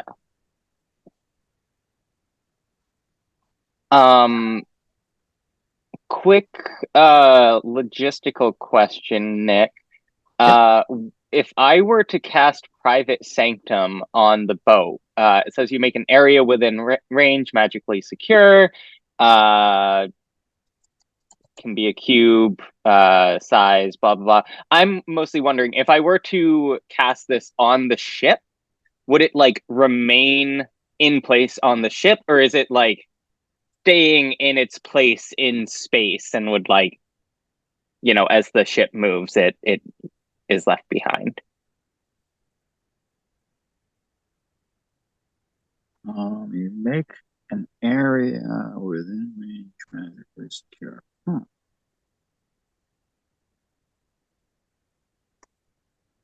does say a spot.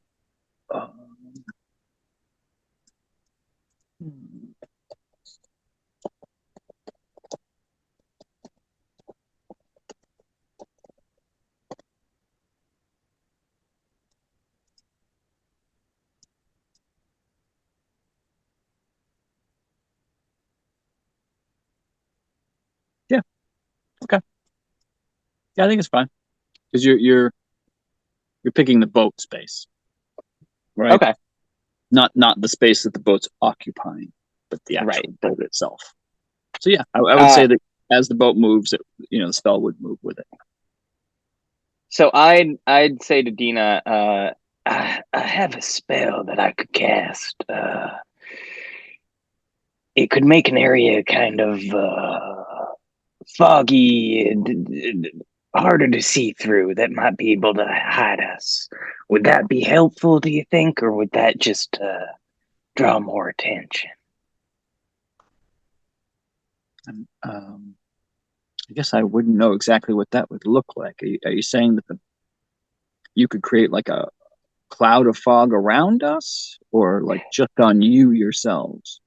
I could do it either way. I could. It can be as small as a 5-foot cube and as large as a 100-foot cube on each side. I mean, So if we could just look like a fog bank going down the river, I mean, that could be helpful. If they never see us, they can never stop us.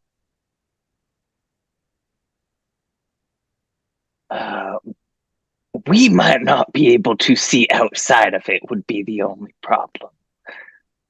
Oh, yeah, we need to navigate the river.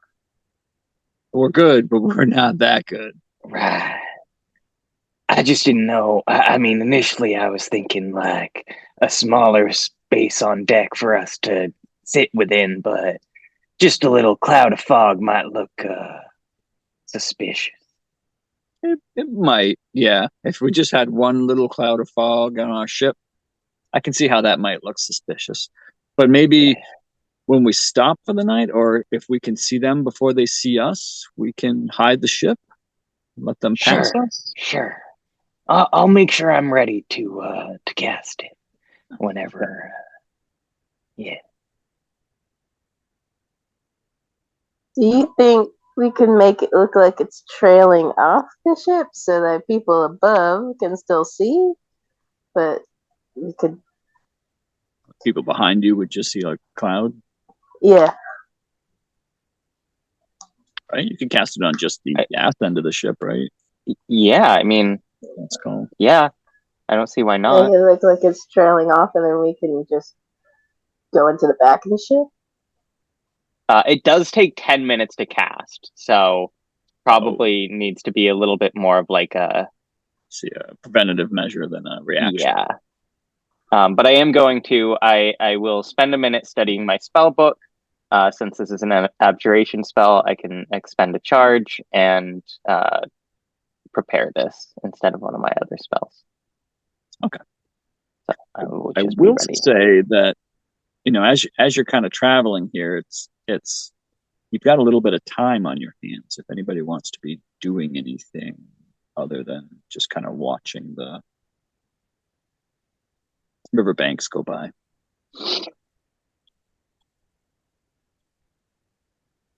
I suppose as soon as anybody's keeping watch, the ship crew is doing that too, but I don't know if you all feel comfortable just letting them do that. I'll keep watch too, but I would like to be like really meditating and practicing my form and then keeping watch and yeah. Okay.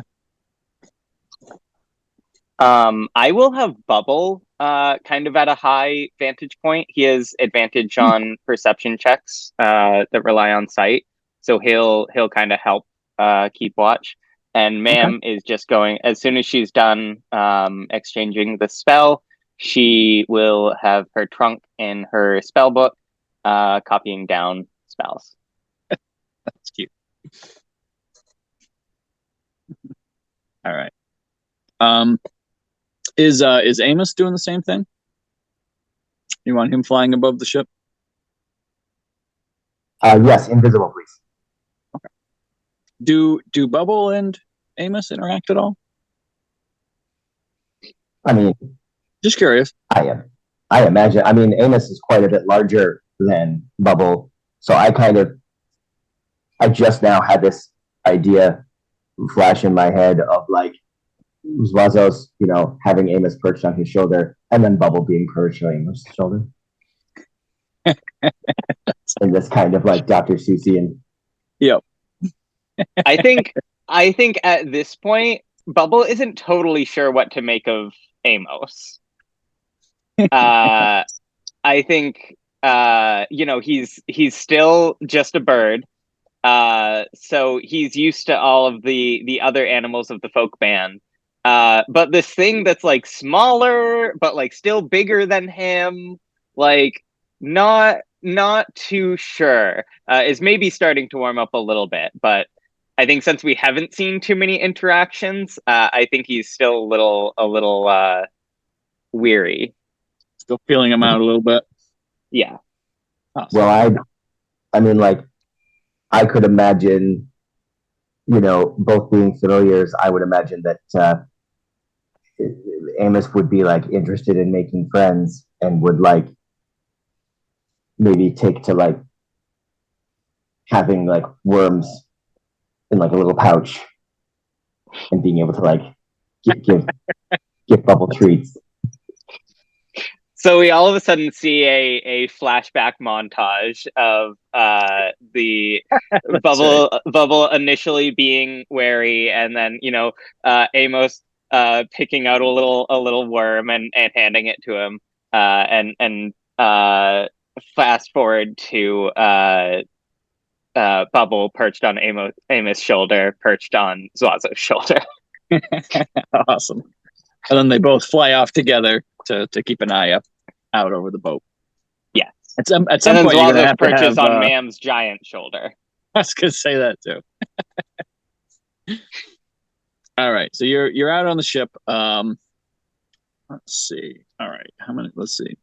There are 4 of you. I'm going to roll a D4. Do I have a party order? I do. Nix, Mam, Naruk, Vark. So in that order, I'm going to Nix, Mam, Naruk. Roll me a D100. You can. That's the last die there with the 0-0. Oh, that's crazy. 52. Okay. All right. So you get about 5 hours into your journey here. If Mam gets, I don't know how far Mam can get with that, with her spells or whatever. Well,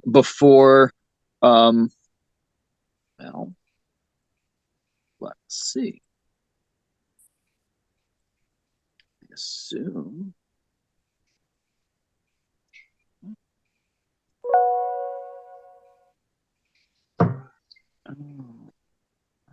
Okay. Nick, did you mean to pick persuasion? No, I did not. Thank you.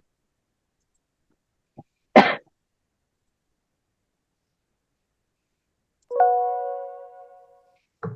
don't know why it lets. Okay, well, it's making me roll it for Bubble.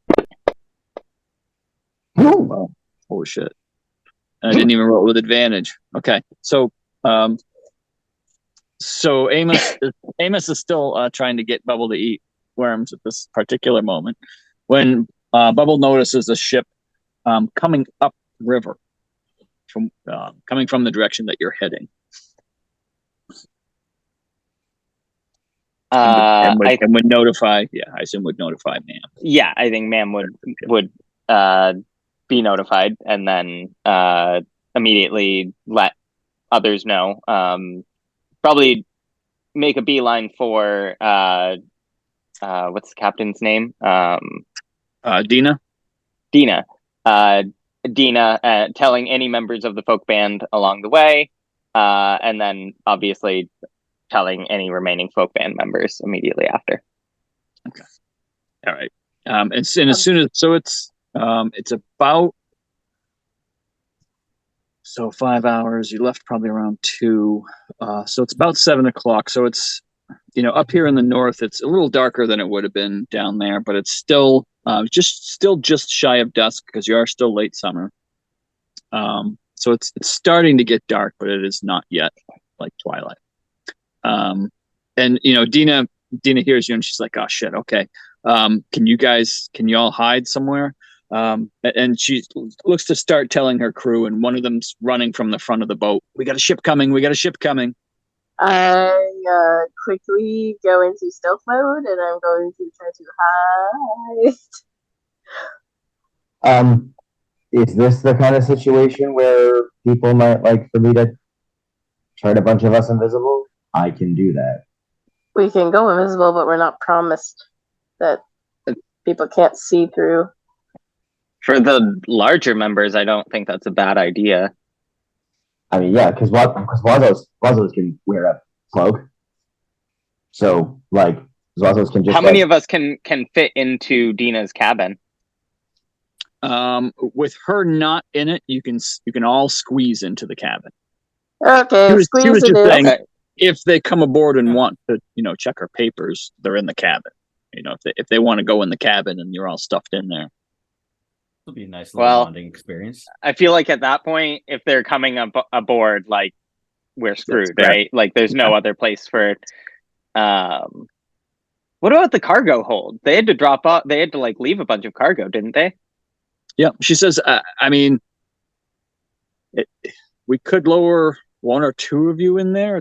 It's pretty full though. We did take a couple of crates out, but we could, or maybe just Bark. We could probably fit just Bark in there.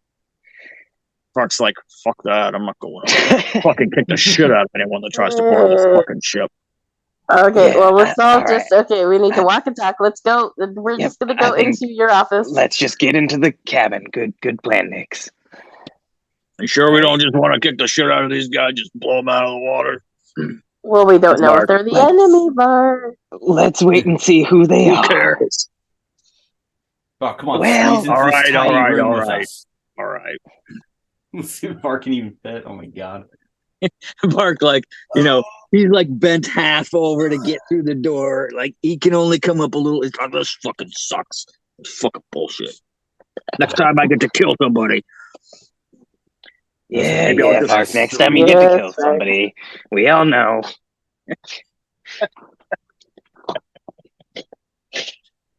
All right. So you all make your way into the cabin, and she Dina's outside. She's pushing on the door. She's putting her shoulder into it to get it to close. And it's not quite that much of a fit. You all can kind of still move around and stuff. Barely. Bark can't. He's kind of stuck in one position. And so it takes a few minutes before the two ships kind of cross. And Dina's telling her crew, act natural. This is fine. And so, you kind of hear the splashing, as the other ship kind of comes across, and you kind of hear some muffled voices, but you can kind of hear what's being said. It's being said loud enough to carry from one boat to another. Hey there! You hear Dina call back. Hey, how's it going? Good. Is that Dina? Yep. Who's that? Bardrick. Oh, shit. Hey, Bardrick. You heading up for another load? Yep. I thought you weren't heading out till tomorrow. Yeah, we got all our goods a day early. Kind of nice, right? We might spend an extra day in Luskin. Well, good for you. Hey, watch out. About 2 miles down, there's some Z ships up there. They're just kind of sitting put. They're just kind of staying put there. Ah, thank you. Good to know. Sure thing. Take it easy, Dina. You too, Bardrick. She comes back and opens the door. All right, we're good. That's a friend of mine. I don't know if you heard, but apparently there's I don't know if you call it a river block or something up ahead, but the Zhentarim are perched up ahead. Any ideas? Can you use your spell, maybe? Can we just kind of float by? If we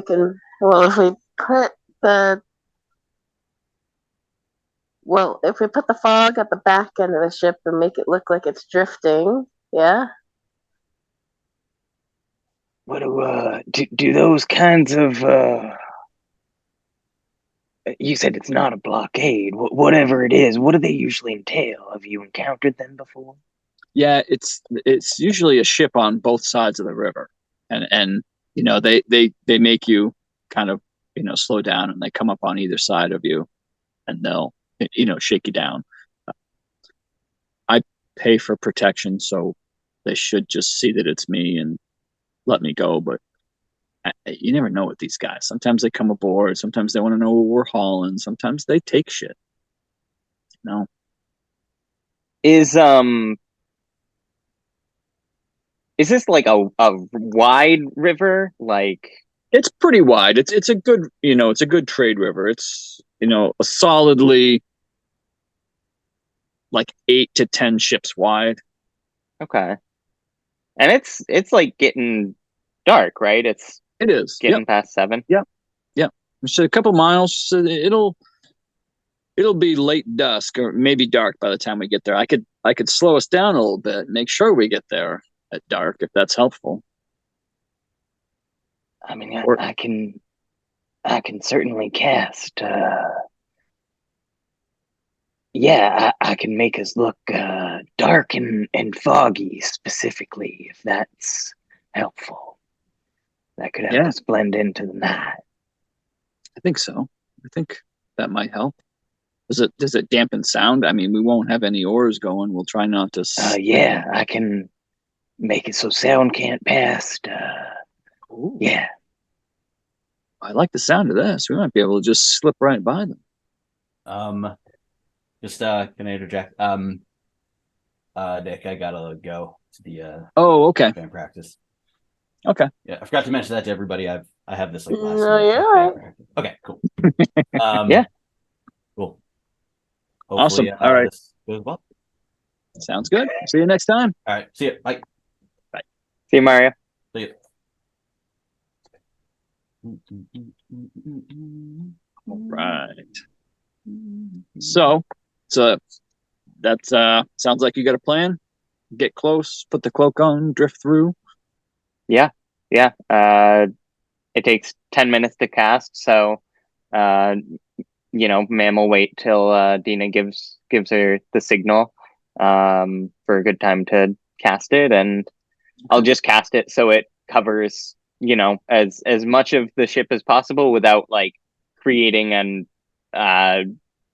obtrusively large area. Okay. And I think I choose what sort of effects. I'm just going to do everything. So sound can't pass. It's warded and appears dark and foggy, preventing vision, including dark vision. Sensors created by divination spells can't appear inside. Creatures in the area can't be targeted by divination spells. Nothing can teleport into or out of, and planar travel is blocked. Wow, that's a lot. That is a lot. Solid plan. So sound can't pass through. Barriers, dark and foggy. Yeah. Vision, even dark vision. That's pretty slick. Okay. All right. So she says, okay. She's like, all right, we'll slow down to make sure that we get there after dark. He said it's about 2 miles. I mean, I don't know exactly where they might be. Do you have any way of giving us 10 minutes of warning before we see them and they see us? Our crow's nest, I mean, not our crow's nest, but our spotters can see them. But by the time our spotters see them, they're going to see us too. Won't give us much time. Are we able to get somebody out there to give us that warning? We do have some possibility of making something invisible that could scout ahead. Can we make a boat invisible? That's the kinda. We're gonna make it kind of dark and foggy. I don't think you can make an entire vessel invisible. An entire ship. A creature. The spell only targets a creature. Could you imagine if we could target the boat, but all of us aren't invisible? Yeah, but like a Wonder Woman ship. Oh my god! Yes, absolutely. That's fantastic. Awesome.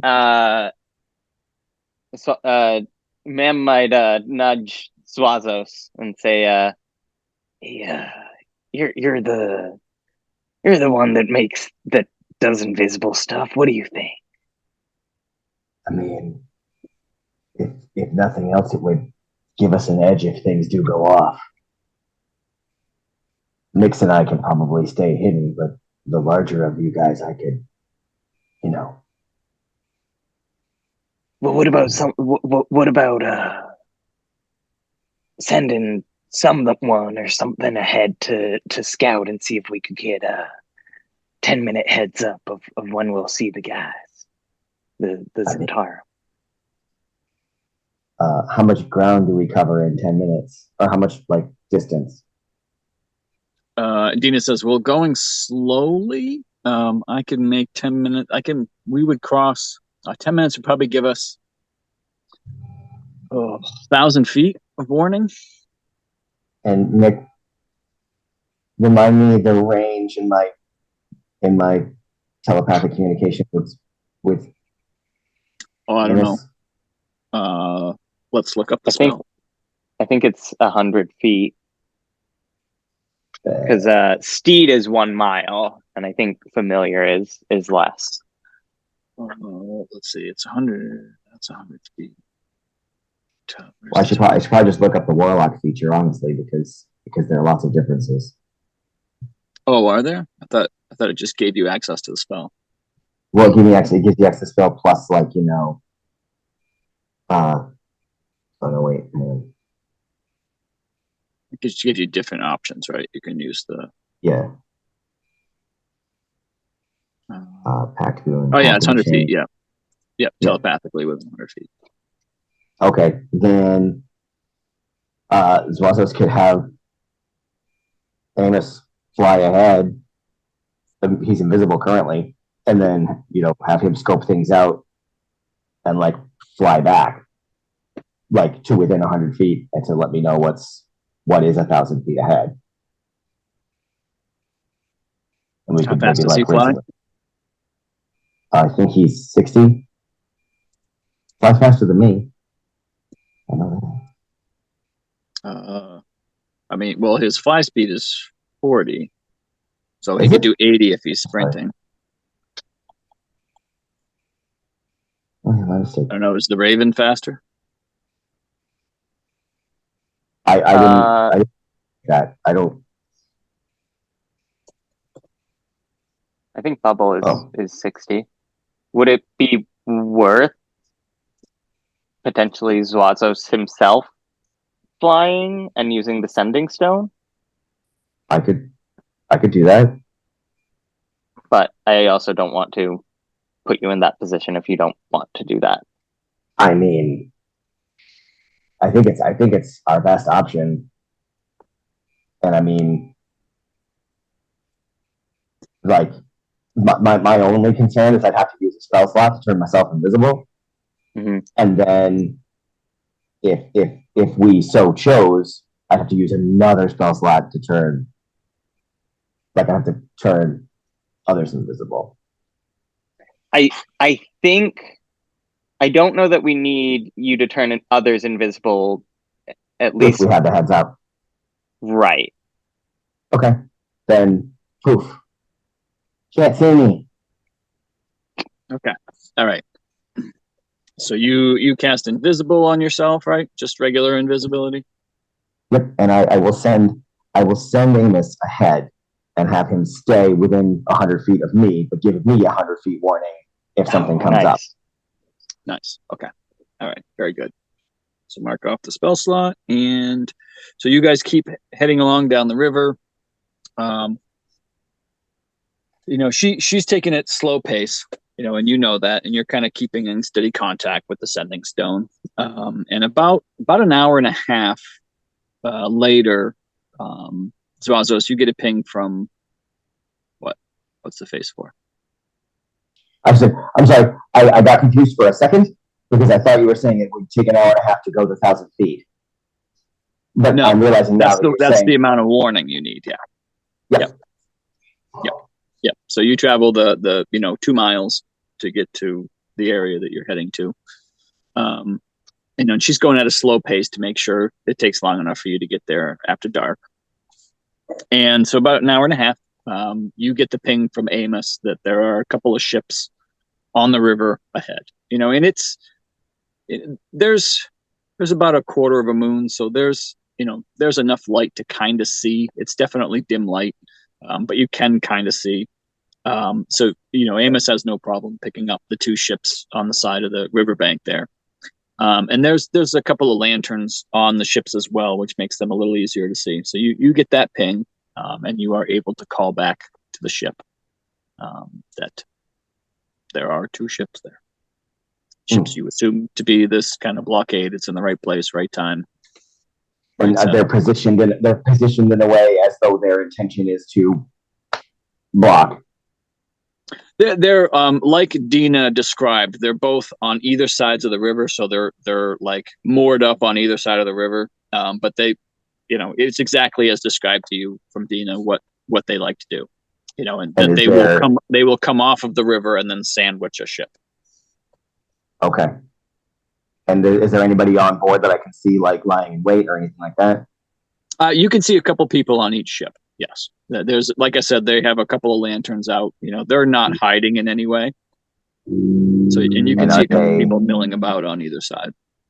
What are they? Are they wearing anything? Like, are they armed? Do they look like they're fit? They're fitted for some kind of confrontation?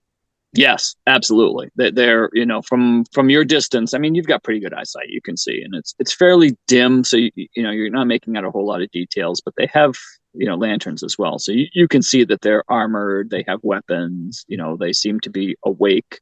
They're dressed in dark clothing, like. And we still have the 10 minutes before the ship gets to them. Yes. Yeah. Okay. Then they're here. Do you want me to wait for you or come back?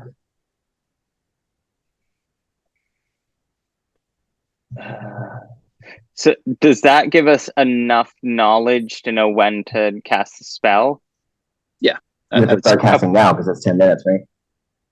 And how long does the spell last? The spell can last up to 24 hours. I don't know if I can just let it end because it's not technically concentration. But I can always just cast Dispel Magic if need be. Oh. The spell lasts for the duration or until you use an action to dismiss it. Oh, okay, great. So yeah, you can just dismiss it when you're done with it. So I mean, once it's cast, you're fine. Except I just didn't. Right. I didn't want to use it any longer than necessary so that they could see and everything. Yes. Yeah. Yeah, and remarkably, one thing that Zwazos noticed is that it's a very straight section of river leading up to where the two boats are. So you feel pretty confident that you can put this spell on and probably coast down the center of the river. Probably, maybe a couple of pole pokes here or there. Dina says so anyway. She's like, "Yeah, we got this. It's a good section of the river." Of course, they probably picked it so they could see in either direction in a pretty good clip. So you've got your spell in place. Is it a ritual casting? No, I will have to expend a spell slot. Okay. All right. So it's like I said, it's fairly dark. There's a little bit of dim light, but it is fairly dark. It's dark out. It's dark o'clock. So the moonlight.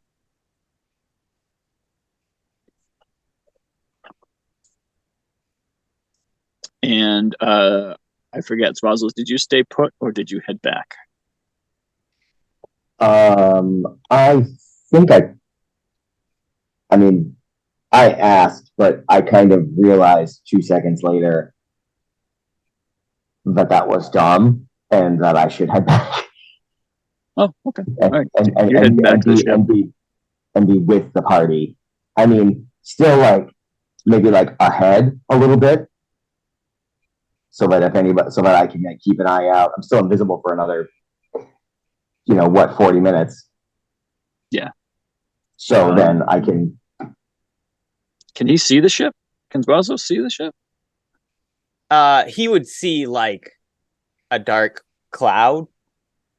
So kind of, he would see it the Well, same way the Zhentarim would see it, right? Like he wouldn't have any special. Well, have you completed the casting yet? It takes 10 minutes. I feel Swazos would be able to. I would think Swazos would be able to fly back. I agree in that in 10 the minutes. time. Yep, I agree. Right. Yeah. Yeah, because we'd be moving towards each other. So right. Yeah, I agree. Yeah, so you make it back in time for the casting to end, and then you're enclosed. Well, you can see through it, right? On your side, you see through it just fine, but from the outside looking in, I don't think it is specific, so I leave that up to your interpretation. Let's see. You guys, what is it? Barrier is dark and foggy, preventing vision through it.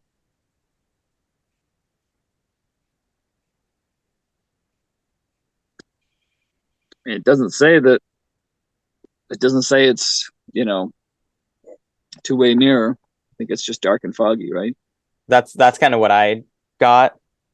Okay. Oh, right, because they can't see out to navigate. Right. Okay. I will have Bubble, or maybe I'll suggest it to Zwazos, since Amos is invisible. Perhaps having something flying right above us that can see outside the cloud and just give us a heads up if we need a redirect, how high is the cloud? How long just is over the top of the ship, right? Yeah, So, pretty much. over the top of the sails. So I don't know, how tall is a sail? I don't know, 20 feet, 15 feet, Okay. 20. Let's go. Oh, 20. actually, never mind. I was gonna have Amos stay close by, so that he'd be able to cast Bless if necessary. But Okay. but he needs it relies on sight. I can have Bubble do the navigating if you want. Well, then he wouldn't be able to see anywhere in the cloud. We Right. can see each other within the Yeah. cloud. Oh, okay. It's just the All right, barrier. so that- the cloud is just like a shell. Yeah. Okay, then yeah. So then, well, I mean, Zwazos is still invisible, so Zwazos can stay up outside of the cloud and not have disadvantaged, Eldritch Blast sure. against anything if he wants. And I can communicate with you guys, and then Sure. But I'll be like 25 feet above the ship, and Amos will be like in between, ready to bless if he won't be able to bless me. That's fine. I'll have him bless everybody else. You can I'm always gonna have just to go with unblessed attack rolls, Nick. What am I gonna do? I don't mean, know. we're assuming, hopefully, the entire point of this is that we don't have to fight. Okay. I'm starting to get all barky. It's been a while since you've been in an encounter here. I'm just I realizing. feel like I should force this on you, but I don't want to do that. I'm just realizing how Just so you can badly kill I wish something. I had just blasted the ships. Screw these guys. All right. Like, Yeah, how sorry, far apart put it are they? back. Like, how wide is the river? And you said earlier, how wide is the river? It's about like 8 to 10 ships wide, so So 200 feet ish. I could cast fireball on one of them, set it off. Hey, I'll drop the ward and bust some Zhentarim heads here. I thought we were trying to avoid a confrontation. No, we are. If we want to take the opportunity to rid the world of 2 ships of Zhentarim, however, that could draw some attention to Dina, who has been nice. It will draw attention to Dina. We're trying not to get Dina. Yeah. This is her livelihood. that was most of my. That is how I justified staying my hammer. Not smashing. Yes. Yes, All we are being non-confrontational and hiding because if Dina is found out to be the ship that hoarded it, or what is it? Yes, it would not be good for Dina or probably any of our new friends in Mirabar for that matter. Yeah. So we are not going to interact with them. But perhaps if we sneak by them quickly, we will get to something to fight on the other side. I mean, sabotaging a ship so that it's broken, but I don't think we could do that stealthily. So no. Never mind. We're not even gonna entertain the thought. We're just gonna keep going. Yep. We're just gonna go. clip We're just ourselves. gonna. All right. We're a dark All right, cloud. very good. So you are a ship dark passing and- in the night. yeah, a dark, foggy cloud in a dark night, with an invisible bird flying above you, Birdman. All right. Okay. So, am I gonna need anything here? Okay. So, question is, are they gonna notice a dark, foggy cloud rolling through in the night, or are they gonna notice an invisible bird? What do we think a DC on noticing a dark cloud on a dark night?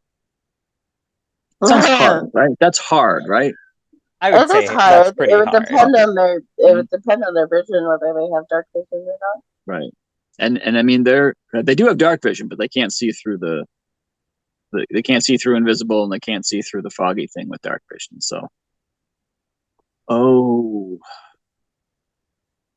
but what they would notice, if they're looking at the other boat when you pass through, they'll notice that they can't see the other side anymore. So they might notice that. That's true. They But might again, not. that's a timing thing. They would have to be Yeah. looking at just the right time. Might also Alright. depend on their range of dark vision. Oh, that's true too, because it's 200 feet to the other side. It's a good 200 feet across. So they, if they're looking into darkness, they wouldn't notice one darkness from another, probably. But I Like think you're right that they would at least see like the winking out of torches on the other That's side, true. probably. Yeah, I think you're right. They would notice. They might notice that. Right. All right. I got a DC here. Let's see. I want one of you to have to roll this thing. All right, who's second in the order on the party sheet? Next, Ma'am. Ma'am is second. Oh boy. Roll me a D20, and high is bad Okay. because you're rolling a perception check for the bad guys here. Oh God. Negative. I don't suppose you'd let me use my advantage to give them disadvantage. I would totally do that. I would let you do that. You want to use your inspiration? Can I do the thing where if I roll, I can see it and then decide to use the inspiration, but have to take the new one? Yeah, I'll allow that. You can either roll it with advantage, or you can do that. Okay. I'm gonna roll and see what it is. All right. What do we got? Oh goodness. That I'm gonna sit with that. Yeah, you don't know their modifier. I don't know their modifier, but that's You're gonna stay with that? Michael, if you're talking to us, you're muted. I don't He think doesn't he's look talking like to it. us. He's not looking at us. He just pointed for a second like he was maybe talking to us, but I don't. I think you're right. Maybe he was talking about us. Yeah, no. A 9. I'm sitting with the 9. All right, you're gonna hold the 9. All right, fantastic. So you know, Zwazos really is the only one who can see what's happening out here. So the rest of you are just kind of like, waiting to either hear. Actually, you can't even hear sounds, can you? So Not from the outside. Not until they smash into you would you even know that they know you're there. All right. Well, Zwazos. It's a very Zwazos double-edged sort of a spell. So imagine Zwazos is watching this particular, and he's very quietly talking into the sending stone, telling you all, like, he's giving you the play-by-play of like what's happening. It's like, okay, It could be telepathic. It could be telepathic through the stone, can it? I think that's what we did before.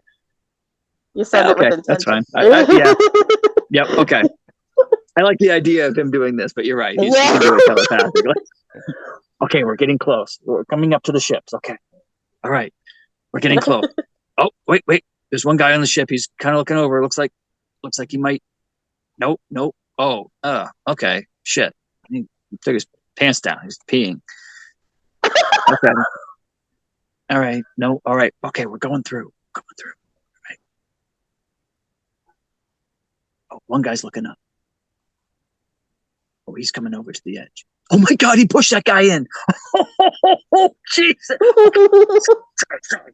Sorry. Oh my God! He did. He pushed him right in the wall. Okay. Oh, there's some commotion now. Okay. It looks like they're just laughing. Okay. Yeah, they're just laughing at that other guy. All right. I think we're good. I think we're through. All right. Yeah. All right. All right. We're through the 2 boats. They don't look like they're coming after us. All right. I think we're through. I think we made it. Oh gosh. Okay. Nice job, team. And I'll hold it until I kind of really still want to just set them on fire. No. I know. I said what to. we need to dismantle the them off the head. from the yes. Got you. There will just be other ships to replace them. Just Cool. Yeah, I'll wait until I'm sure Dina has an idea of like when it would be good to drop it, like when we're roughly out of sight. Yeah, and now that Zwazos is kind of flying up above, he can kind of give directions as well. Like right. Turn left around this corner. Okay, left. No, not that left. Okay. So you kind of clear. That sounds exactly like what's up. Yeah. So once you clear that banking, you kind of break line of sight of the ships, and you kind of know that it's okay to let that down. Yep, I do so. Right. Well done. All right. So she's like, okay. She's like, yeah. She's just gonna say, usually we moor up for the night. I'd like to get a little bit farther away before we moor up. Maybe another hour, but it's going to be slow going in the dark. You're all okay with that? You're the captain. Okay. All right. So we'll do that. So they do that. About another hour goes by. They find a nice little cove to pull into. And she's going to go ahead and, and she kind of looks at you again, ma'am. Any chance you could put that up for the night? It'd be my pleasure. Oh, that'd be fantastic. I'd love to make sure that they don't, find us here in the night. We'll set some guards at least, but make me feel better knowing we're a dark smudge. Yep, just checked off the spell slot, so I will cast that again. All right. And that hour that we wait before we moor up for the night, is that a short rest? Sure. Cool. You're going to short rest right before your long rest? Oh, I guess that is true. Never mind. I wasn't thinking of it that way. There you go. I was thinking they were going to moor up and then we were going to get off the boat. But no, it's. Oh yeah, I mean, she's like, you guys can get off here if you want. We're still a little ways. It's probably going to be another 6 hours before we get to the spot where we'll drop you off. Oh, okay. Never mind then. Sorry, I short rested you because it was an hour. You can short rest. Yeah. So you go about an hour, then she kind of moors up. You have a chance for a long rest. Is there anything you want to do? Do you want to get off the boat, stretch your legs? Maybe you just want to cast your spell, go to sleep, wake up, do your thing. Yeah. I'm so sorry, Nick. I do want to do something. I'm trying to develop better habits of making sure I'm keeping track of everything. You did create some place where we could make note. It's a note in my sheet or Amos's.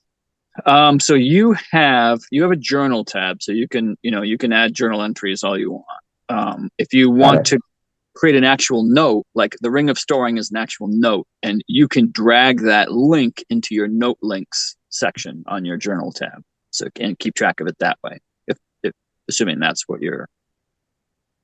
So the Ring of Spell Storing. Yep. Is on Amos's sheet? Nope, it's a note. So if you go to the notes, I got you now. Menu, it's a note. Now, if you go to Zwazos, instead of the main tag, you have a journal tab. Mm-hmm.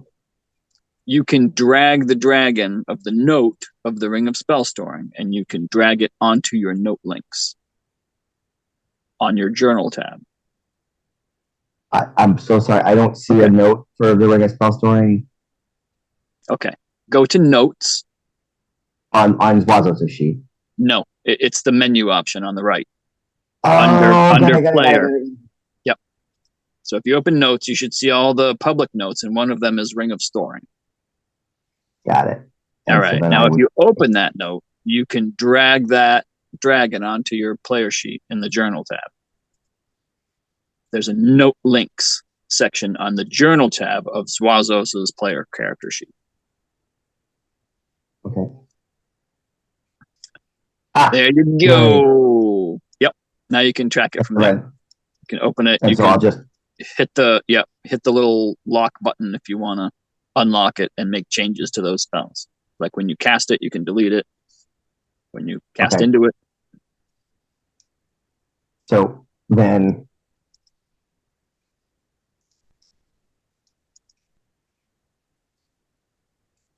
I guess it's already there. I'm guessing you probably cast it at the Battle of the Faceless One, but no, you didn't. You couldn't oh, that's right. because there's no magic. Yeah, but I don't remember because normally I keep a 4th level bless and a 1st level bless in the ring. Yep. So is that what's in there? What does the note say? The note it just says Ring of Spell Storing. You don't see what's inside it. You don't see that it says 4th level bless and 1st level bless. No, it doesn't have a little map. Oh, I see. It does. Oh my god! And I can edit this. Yep. Hit the little padlock in the top The right. lock. I see. Okay, cool. There's the lock. I understand now. Thank you. Thank everyone for their patience. All right. How many hours? Is it 2 hours that I can spend of a long rest copying spells? I think so. I think it's like you can spend up to 2 hours doing light activity or something. That's what I thought it was. Yeah.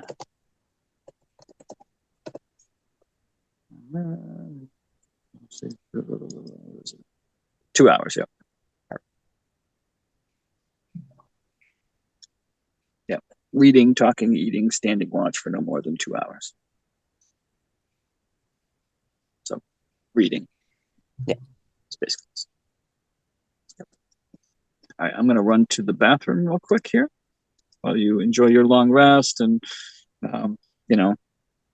get some nice bardy music going and Bart complaining he's hungry and he wants to kill things. Like he's here.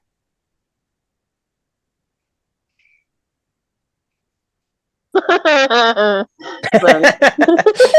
Thank you. Sorry. I was saucing with my microphone muted and I was like, oh, that's not. All right. I officially have teleportation circle learned. So that's Very good. nice. Yay! And so those 2 hours completed. Yeah. That good. What are you gonna move on to next? Actually, I'm gonna take a spell from the spell book that I just got. Something a little different for ma'am, I think. Is it a surprise? It'll be a surprise. I'm excited. I love surprises. Although, I should probably start working on seeming. That would make a lot of sense. I mean, it would theoretically. How long would that take? 10 hours. Seeming's a 5th level spell? Yeah. I mean, it's basically a full party disguise self. I guess that's true. Yeah, buddy.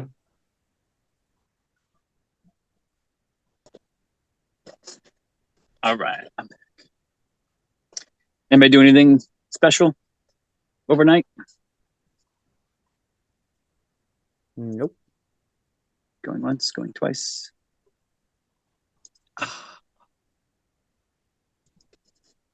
All right. So sometime very early, like 6 a.m. or so, you're all woken up by the captain. She says, hey. It's early, but the sun's coming up, and I think we'd look pretty strange to be a dark, cloudy spot on a bright, sunny day. Can you lift that so we can get going? Yeah, of course. All right, fantastic. We're about ready to get going. Like I said, should be about 6 hours. If you can have someone watching up above again in case we run into anybody.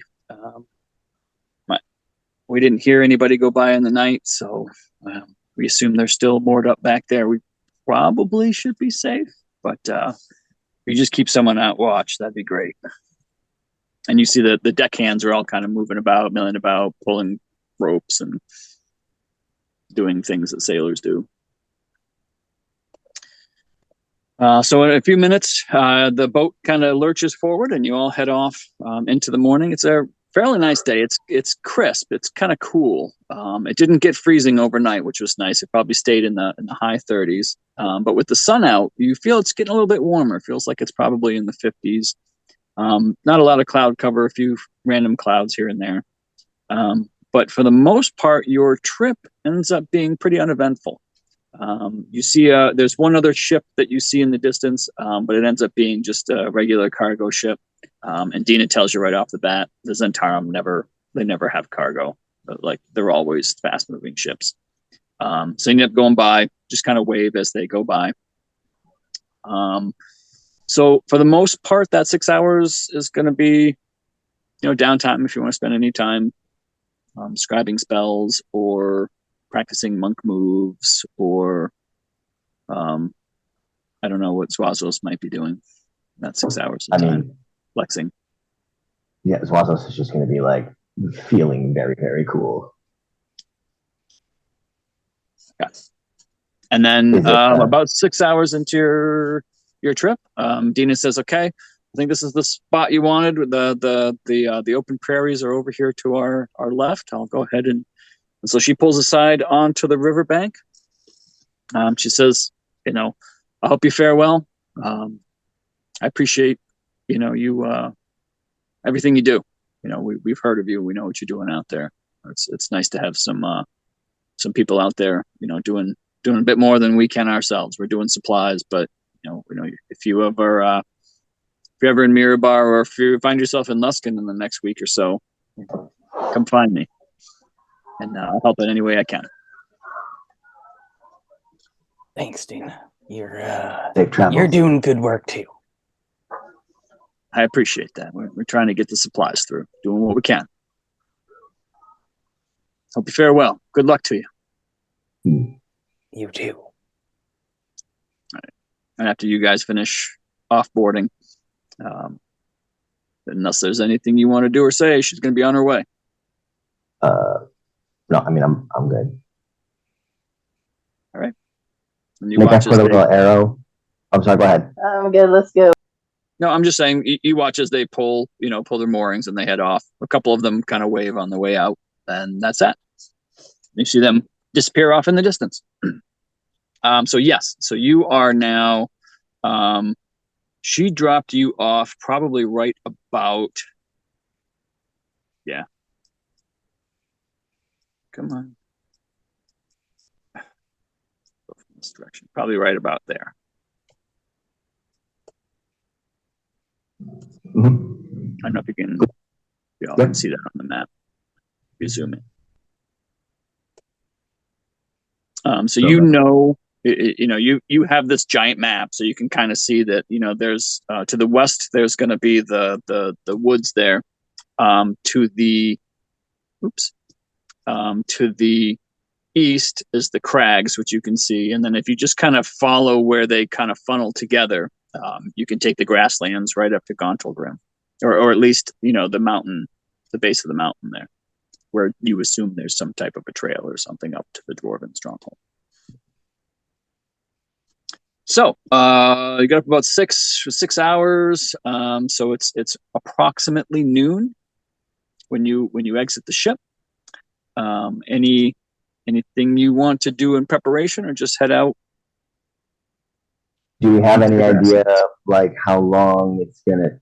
Because I mean, like, if it's gonna take like 12 days to get from where we 12 days, if it's gonna take like 12 hours to get from where we are to the base of the mountain at Gauntlgrym, then would we maybe be better off just waiting and doing it all in one day rather than would we be better off making camp near the river as opposed to like in the middle of the trip there? Is something I'm thinking of. The Zhentarim are on the river. No, we're not staying. Oh, good. Then let's. They do patrols. That's Yes, why we've been hiding. I assume there's a scale on the mountain somewhere. How, like, what kind of trip are we looking for here on foot? We're following. I thought we got lit off by the forest so that we could follow the outskirts of the forest down to Gauntlgrym. Yeah. No, we did. I'm asking Nick how long it, like, how far is it? I mean, based on shit, I don't know. You get the idea that it's going to take probably a day's journey. So you get the impression you'll have to spend the night at least once, either in the forest or out on the prairie or wherever it is. I would be or just push through the night. Away. Yeah, well, not through the night, no. But well, I would be far away. Maybe the safest place for us, if we can get to the edge here of the crags, then maybe at least if we could get up against one of those mounts, we could at least have one side. We wouldn't have to worry about getting surrounded. I mean, they're like hills. Oh. We're not going towards the crags at all. We're avoiding the crags. That's where the barbarians are. That's why we asked to be let go near the forest, so that we could follow the outskirts of the forest. Yeah, no, I'm talking about this southwestern like end of the crags where it meets Gauntlgrym. I assume this whole collection of what I thought were mountains were the crags. But in any case, it sounds like we're moving on, and we will just figure out the best situation for camping out when we have to. Yes, we don't want to be near the river because the Zhentarim are there, and we don't want to be near the crags because the barbarians are there. We're following the prairie and the forest. I mean, if it's going to take half a day, we could get to the base of the mountain in Gauntlgrym by midnight, which is not unreasonable. We wouldn't be able to see. Well, I have dark vision, so if we want to just rely on people's blind sight and dark vision. I think we travel, until it gets prohibitive. We have Naruk with us, who could scout out a nice spot, like a little ways into the forest. That could be a good spot to camp out. And I think we camp out and then just make the rest of the trip tomorrow. Okay. Remember, Gauntlgrym might not be the most friendly towards us. They don't have any reason to hate us, but they're dwarves. We were warned that we need to get in contact with our contact person. So let's just spend the night outside and then meet them in the morning so that they're not on guard of us approaching at night. Okay. So it sounds like you got a plan. Head there as far as you can, spend the night, and make the rest of the way there in the morning. Okay. Yeah. All right. So you head out from the river there, and you're traveling a little ways. Let me see.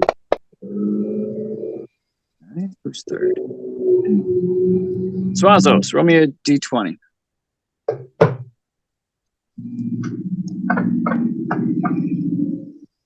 Okay. All right. So you're heading a little bit ways. You can start to see the forest coming up. It would be on your right as you're heading south. The crags you can see. I mean, they're hard to miss. You can see them. And every once in a while, you can see a little flash of movement or something going on the crags, which at this distance does seem kind of strange. But for the most part, nothing really materializes out of that. As you get closer to the forest, you do see some movement along the tree lines. You can't quite make out what it is, though. It's only kind of a passing, like here and there. But that is the direction that you're heading. So, do you want to stay away from the tree line and avoid whatever that movement is? Or do you want to try to get closer and see what it is? Well, I mean, how much distance is there between the tree line and the crags? Once you get to that funnel area, it's maybe a mile. Okay. So there's still plenty of like distance to like keep open on both sides. Oh yeah. You don't have to walk. I mean, like, yeah, line. I'd rather. I mean, like, for me, I'd rather be able to see what's coming from all directions rather than only one. And you yourselves are out in the open. So, you're out on the plains. I mean, let them come. Very good. Yep. We're the freaking folk band. Naturally. Like I said, I'm getting a little harky, so. Yep. I figured. That 17 was good. Okay. So you're keeping a good distance from the tree line there, enough to make sure that anything comes out of there. It's not really an issue. And that movement just out of the corner of your eye continues pretty much through the day. As you make your way towards that kind of funnel, you continue to see a little bit of movement. You're not quite sure if they're trying to be stealthy, whatever it might be, or not. But either way, it hasn't been hard to catch little bits of movement. And you get a little bit past where the crags and the Neverwinter Wood there, the upper portion, start to funnel together when it starts to get dark. And you're getting the idea that probably another half hour, and it will be completely dark. It's a little bit of cloud cover now. The moon is dipping in and out of the cloud cover. You can see it at this point. But you get the idea that it might be a pretty dark night. Do you want to find a campsite? Do you want to camp in the open? Do you want to head into the crags and camp? Do you want to head to the tree line and camp? Do you want to keep going? Ma'am? I can always cast the same spell. Give us a little bit of cover if we need it. But you said you saw something watching from the forest, right? Yeah, you've all seen the movement at this point. It doesn't seem like it's really trying to hide very much. Or if it is trying to hide, it's not very good at it. And it may be one thing, it may be multiple things, you're not really sure. Every time you turn to look at it, the movement stops. I don't know already. Here's the thing. What kind of thing spends a whole day tracking a large group of creatures just from the edge of the forest? Seems a bit strange to me. It'd be worth checking out before we head off to bed. I mean, yeah, sure, let's do it. Hello. Okay, bye. Sorry. Angie's home for lunch. Okay. Are you heading to the tree line? You want to see whatever that movement is? Do you want to wait for it to show? Like, what do you want to do? I mean, man, just come stand right here, okay? And then I'm gonna telepathically tell Amos to just as discreetly as possible, kind of just like land, like on the other side of him before he goes invisible, and then send him into the tree line on his own. I missed that. So who's going to the tree line? Amos, invisible. Okay. Oh, but he went behind man before turning invisible. Yes. Yeah. I see. Okay, very good. Mim was his proverbial telephone booth of Yes. transformation. So he doesn't just disappear out of nowhere. Okay. All right. So, and it's, you've kept a good distance from the tree line there, so it's probably about 500 to 600 feet from where you are. So you're sending him in to take a look around, and then come back. Yes, precisely. Okay. When was the last time we saw the disturbance or whatever?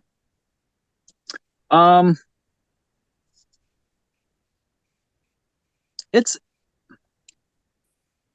pretty often. It's not like, it's just one of those things where every time you're not looking, you can kind of see, flickers on the edge, and then when you turn, the movement stops or whatever it is. Oh, that's not gonna work. Sorry.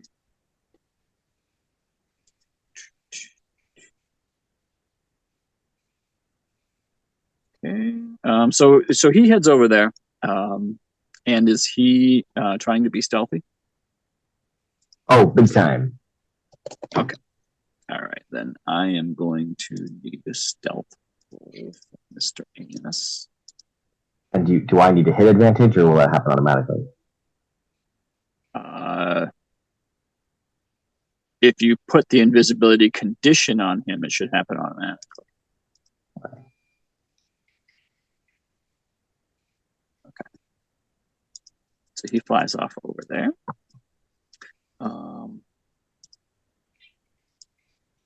Are you all just staying right where you are? Are you still moving? What are you all doing while he heads off to watch whatever it is that? I think that maybe we'll just try and discreetly act as though we are settling up, or maybe openly just discuss should we camp over here? Should we camp over there? What do we think is best? Yeah, maybe be looking like we're evaluating campsites, but also maybe getting a little bit closer to the forest as we go. Can we maybe have, and I mean, while we're already doing it, can we have a survival roll from Naruk to try and determine a good, safe camping spot? Are you actively looking for a camping spot? I mean, I figure at the same time, while we're acting like we're looking for a camping spot. Okay, but actually looking for a camping spot might be going in a different direction. Okay. Then I guess no, we'll stay stationary and stay together. Okay. Well, we can, if we stay in the same area, I'll go with Naruk. I think we all stay together. Okay, let's just all stay together. If we're spoiling for a fight here.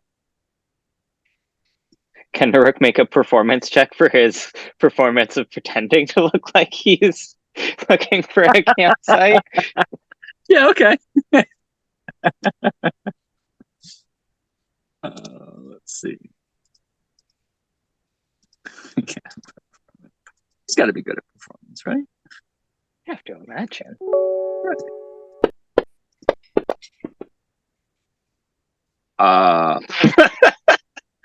Is that a real thing? Does he really have a plus 16 on performance? How the fuck is that possible? He must have expertise. Holy shit. Oh, yeah, because he has +6 charisma, and then our proficiency is 5, doubled is 10. Oh my god, he does. That's have a plus insane. 16. Yeah, I mean, fuck.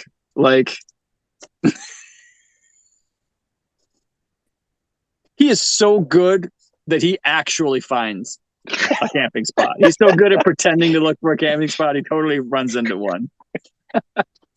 You find this perfect indent in between a couple of small areas with a couple of a sandy knolls up around it. It looks like there's a little charred spot even where someone else has had a little campfire as well. Yeah, so he sells it. He sells it perfectly. So while you're good. He's damn good. So while he's doing that, you do well, Amos flies over there, and Amos sees what Amos sees, which you don't know because he's farther than 100 feet away. So when he's ready to fly back, I suppose he does that. So yeah. I don't know how long is he watching what they're, or do you want him to just, as soon as he sees what it is, he comes back? Like what? How much? Yeah, that was kind of my thought. Is that he, like, you know, I imagine it would, like, I imagine that Amos and I have been palling around for a long time. So, like, I would assume that he would understand. I'm like, hey, go over there, scope things out. If that means we looking around and seeing that there's a fucking ballista there waiting to shoot at us, you know, or just if it's a monster, oh, monster. Okay, that's all they need. I'll go back. Like, I trust him to, like, take whatever time it is to gather whatever pertinent information. Okay, yeah, that makes sense. I'm sorry to be, like, super vague, but I feel like what I'm trying to say is that how much time he's going to be over there looking, I trust him to make the determination of how much time is worth taking. Okay. Because it depends on what he finds. Right. Yeah. Okay. So, all right. So, you're going to be him then. So you fly over there, and you get to the tree line, and you don't really see anything at first. But as Naruk makes this amazing spectacle of finding a campsite, he Amos starts to see some movement. And what he's seeing is he's seeing what looks like some humans dressed in what look to be like camouflage type clothing, but he can see glints of armor underneath it. And he can, you know, well, what's his intelligence? He's smart, right? He's not just dumb. Yeah. He's pretty smart. Yeah, he's fine. Okay. Yeah, he counts about 10 to 12-ish humans all kind of making their way along they seem intent on you. They're definitely keeping an eye on your group. Does he want to know more information, or is he going to fly back and tell you that? I mean, I think Zuazo's just inherently based on his relationship with, I think Amos, based on his relationship with Zuazo's, would definitely want to make note of anybody who seemed like they were a spellcaster. Okay. Yeah, he's kind of, you know, trying to ascertain that information based on people who are wearing some pretty heavy clothing. But he does kind of see one that doesn't look to be wearing any armor and seems to be carrying like a walking staff. He'll make a mental note of that. Cool. Then yeah, he can come back and relay that to us. Okay. All right. And all said and done, that took probably about 20 minutes. So at this point, it is kind of getting dark. You can, you know, you would guess it's probably another 20 minutes until it's full on nighttime dark. Do you want to actually make camp in this little place that Naruk found pretending to look for a camp? No, I'd like for Naruk to, like, we could make a show out and be like, hey Naruk, are you sure? Maybe have a look. And have him do an actual survival check. He found an actual spot. He rolled a 31 on his performance, so I said that he did such a good job pretending to find a spot that he actually found a spot. 31. Fucking expertise, man. Yeah. So, and have we heard back from Amos at this point? Yeah, Amos came back. Yep. So you've got a functional campsite that you feel pretty good about. And Amos came back to say that there's, you know, approximately 10 figures in there, plus one who, you know, might be a spellcaster. And are they clearly Zhentarim? I wouldn't say they're clearly Zhentarim. I wouldn't say they're clearly not. They're human. They did not look to Amos to be barbarians. So do we let them come to us, or do we go head them off? Sounds like they're moving in. I mean, I like the idea of, whatever character dialogue Suazos would use to say, I don't want to fucking use up spell slots just after a long rest, so let's go fuck these guys up. We have all of our resources. Yeah. We're fighting. I mean, it looked That's from the what proposal. Amos said. It sounded like Yeah, he specifically said they seem intent on us. yeah. And what are they? They're about a little fewer than a dozen men or humans. Excuse me. Most of them armored and armed. One of them not armored with a staff, possibly a spellcaster. So like, I'm gonna fuck that guy up. I'm gonna fuck him up hard. Like, I'm gonna Hexblade Curse and fuck him up in all of the fuck up ways. Is there still enough light for us to like have a proper battle without worrying about darkness? There's 20 minutes until you have a pretty good idea that it's going to be dark. Be quick about this then. Can I find a way to go from the back? How long will it take for us to get to them? You said it took Amos 20 minutes to get back, or did it take him 20 minutes to get there and back? It took Amos 20 minutes to go scout, and then he flew back. Okay. You're about 500 feet from the edge of so however long that takes you. Okay. At top speed, a minute. Cool. I mean, let's. But, Eliza, what were you saying? I said I want to already be stealthy, but quick. I don't know if I can have both, but I wanted to find a way to like get in back of them, like ambush from behind, and then have the rest of the people at the front of the forest try to push them out. So Nix wants to try to get behind them. Yeah. Okay. Can you make me invisible? Can you make me invisible? Oh, I mean. Can you make me invisible? I will go in back of them and I will scare the ever living shit out of them and try to get them out of the forest, and then it's on. Poor Nick. I'm gonna go ahead and. Well, me. I'm gonna go ahead and cash in 4 sorcery points. Oh no! Wait. Great. No. So no, because greater invisibility will only last a minute, and that's how long it'll take you to get in there and behind them. So then, yeah, I'll just I'll make you invisible. Ta-da! And so actually, like, so me, I don't have like a token to like target. You can target on the combat tracker. Oh, okay, cool. All right. So, and then as soon as I notice myself go invisible, I am running behind, around and behind them. I'm sorry, Nick. How? Control click? Yep. Yeah. Okay. Cool. And then we're doing just regular invisibility here, so that's going to go away, unfortunately. But ta-da!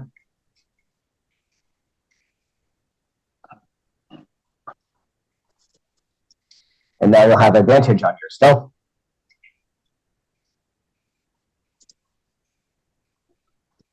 Very nice. And I mean, once we get in there and shit pops off, Yeah, people should be readying up to get to the edge of the forest. Yeah. How long do we expect, like, it to take Nix to get back around? So it'll take them about a minute to get there, and then probably another minute to stealth around behind them. We should start like inconspicuously making our way towards the woods as though we're gonna use them as, cover for our, hammocks and tents and shit like that. Like, Yeah. they're like, let's go camp in the woods and, get cover from the trees. And we'll just like kind of nonchalantly making our way over there. Yeah. So we'll be close. That is at the same time that Nyx is doing their thing. Yeah. Well, yeah, but Nyx will split off and. Okay, but you're not waiting 2 minutes for Nyx to get in position. You are using that same 2 minutes to slowly walk towards the woods. Yeah. Okay. And you're doing this all. Are you waiting until dark to do all this, or are you doing this while it's still light? Yeah, I think we're doing it. I mean, I don't know about anybody else, but I'm doing it specifically in the interest of keeping the light. Yeah. Yes. Okay. Yes. All right. And okay. All right. So I think as we're walking, well,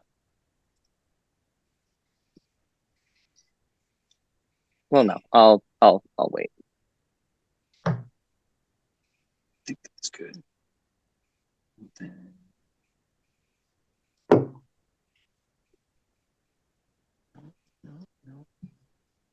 Okay, I can't do anything else about that. Okay, all right, very good. Then what?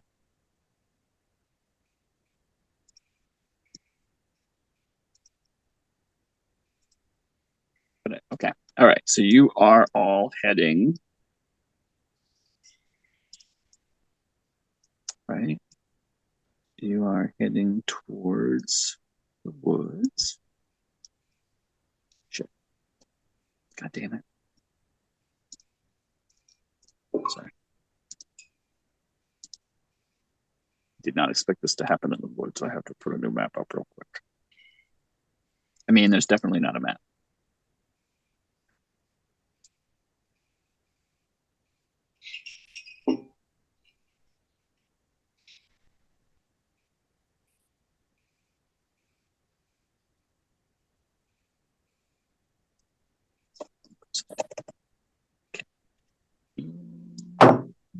All right. Very good, very good. Okay, so you're heading in, doing your thing, getting ready, heading towards the edge of the woods. Nyx, you're heading out around behind them. Let me get a stealth roll from you. And you put the invisible on them, right? Yes, I did. Okay. Oh, I didn't get a Advantage. That wasn't at advantage. Okay. Yeah, I don't know why. I definitely put the effect on. Yeah, I see it there.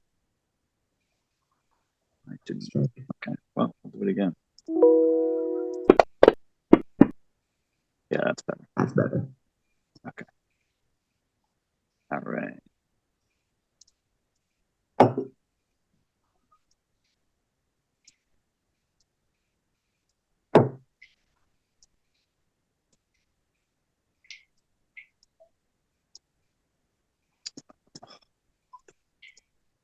It's okay. It's fine. All right.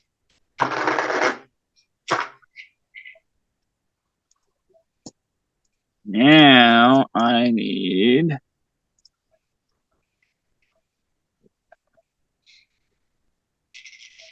Okay.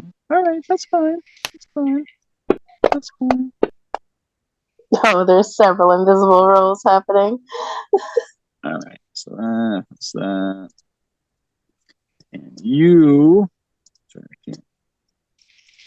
can't. Oh, before we get into initiative, just to make sure, in case it's not already apparent, I'd want Amos to be in good blessing positioning. That's fine. Well, yeah, I'll put a map up. I'll put a map up once we're ready to kind of get started, and you can put yourselves where you want to be. Actually, I'll just go ahead and do that. I'll share the map here. So here is the map. So I don't have a perfect map that has a tree line. So I kind of apologize for that. But basically we're going to pretend that all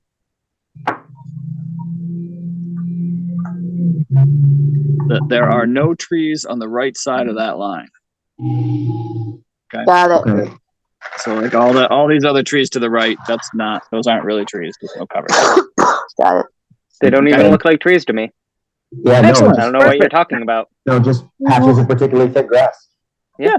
All right. Nyx, they are trying to be stealthy, but your passive is above their roll, so you know where they are. So you are able to. Do I have you on the thing? I do. Okay. So you go ahead and get all the way around them. I don't see them quite yet, but No, you don't. I haven't revealed them on the map yet. perfect.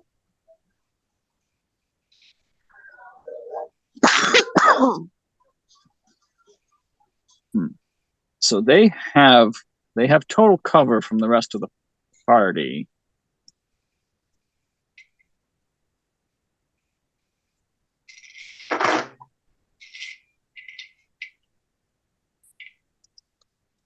I don't know any other way to do this. Well, I'm gonna show them. I'm just gonna show them. So I can see them, but nobody else can see them. Yep. Yeah. Okay. I mean, are these icons like actually indicative of their appearance? Kind of. Not really. I mean, they're not carrying like skulls. Okay. Because you made a point of saying that Amos said that they didn't particularly look like barbarians, and they do. Okay. Well, they're not. These don't. Okay, great. So okay, great. Yeah, then great. They're precision tokens, and that's fine. Yeah, they're just warriors. Yeah, I didn't think they were supposed to look like barbarians, but I guess. I guess when I think of barbarians, I think of people who don't really wear shirts. Oh, that makes sense. I think of Bark. Yeah, Bark. He's usually shirtless. Okay, all right. So, Nyx, you're able to get around behind them. You can see that, like, from your vantage point, Nyx, they look unconvinced that you're just randomly walking over to the edge of the forest. So they look like they're like weapons ready for a fight here. Okay. I'm not gonna light the Molotov cocktail that I have, but I want to spook them, and I want to shatter. I want to send the bottle far away from. Well, I want to send the bottle towards like the spellcaster that's like directly south of me, and make them think it's like behind them towards that guy. Okay. So you're throwing something behind him. I'm throwing the Molotov cocktail. I'm not lighting it. I just want it to shatter and cause a distraction. Okay. And is Nyx relaying any of this? I will send it through the sending stone. About to break the bottle.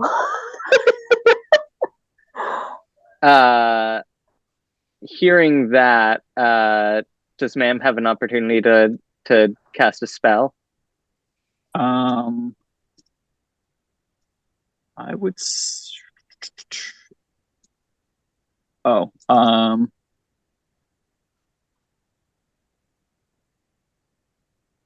I would say yes. You're all gonna feel like you have like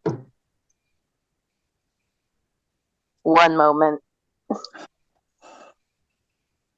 yeah.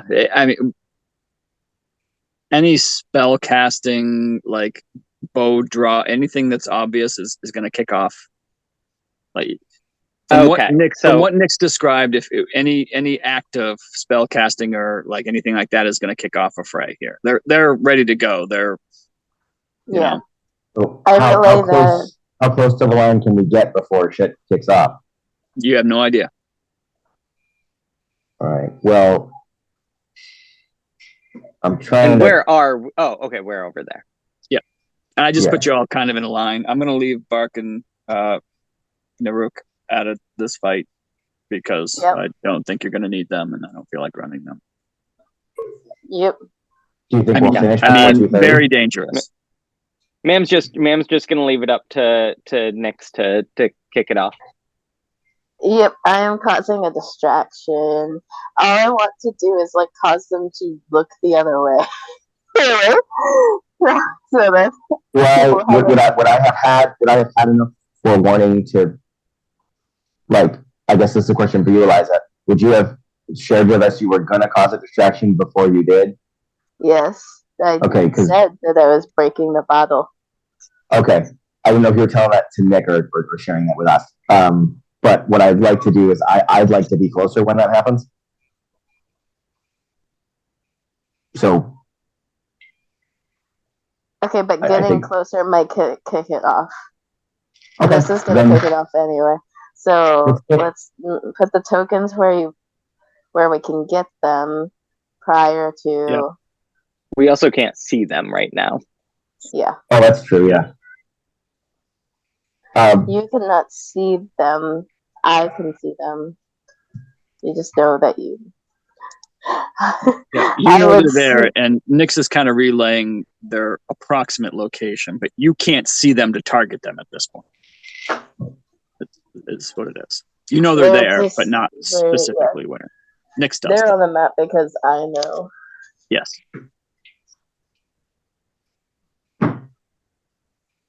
All right. So you're throwing the bottle? Yep. So as soon as I send the message that I'm going to break the bottle and be ready, I'm going to aim towards the spellcaster that I see, and I am going to throw it as far as I can towards him. I'm not lighting it. I don't want to set anything on fire, but I'm just going to toss it that way and shatter it so that everybody gets distracted and turns towards that guy. Okay. Are you trying to hit like a tree or a rock or anything specific, or are you just throwing it in that direction and hoping it breaks when it lands? That tree that he's on or near. The tree that's directly south for me. Okay.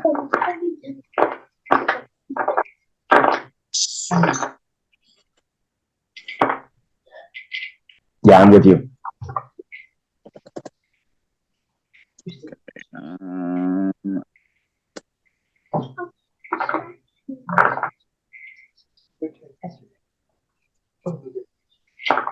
I feel like it was just a melee, wasn't it? No. Yeah, it's a improvised weapon. It'd be a ranged improvised attack. I think I have a ranged improvised. I think I have a ranged. I don't know if it's improvised, but I have the darts. If you want to use like the dart. I think that's fine. It's like a Kensai weapon. Yeah. Oh, you already have the Molotov cocktail in there. Oh, okay. You have it already. That's fantastic. Awesome. All right. So you're going to throw it at that tree? Yep. Okay. So you toss it at the tree. Your aim is true.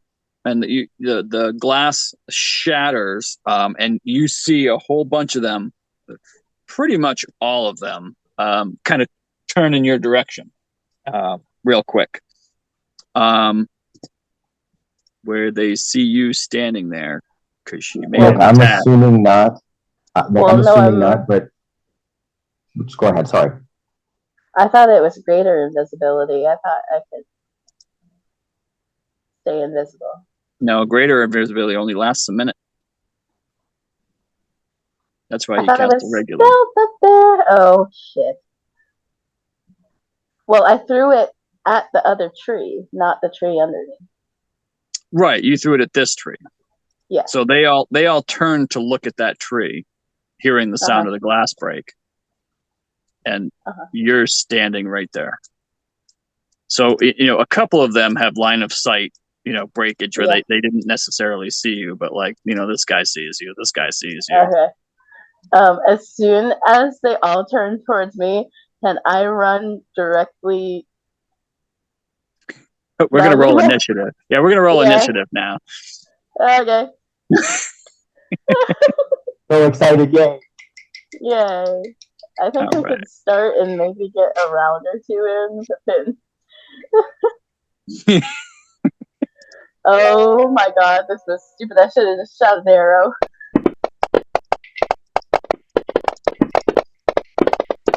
Boom.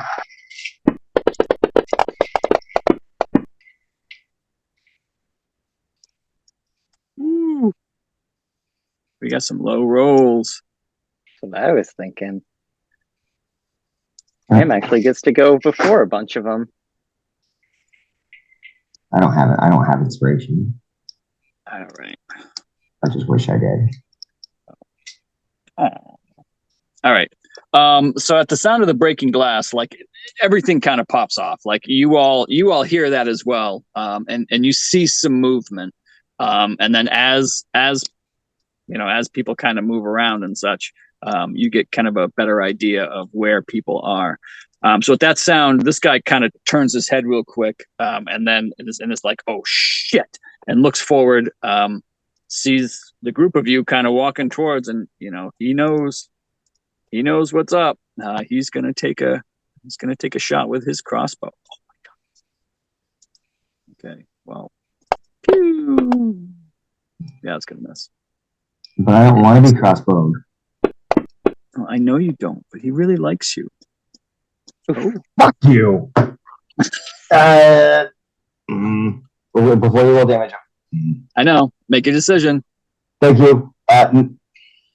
Yes, no? Yeah, no, I'll go. Yes, I know. I will shield because it'll last for the whole round. I'm just realizing. All right. Very good. What is that? So, yep. Put that effect on you. Shield is. I have to target myself. Yes. Yes. I think. Or it might be a self only, but I think it's a self only. It does say self. Yay. It should. Woo-hoo. All right. Tick off the stun and we're good to go. All right. So he was sure he got you, but right at the last second you put that magical shield up and it's just shit. And he is going to tuck himself behind this tree.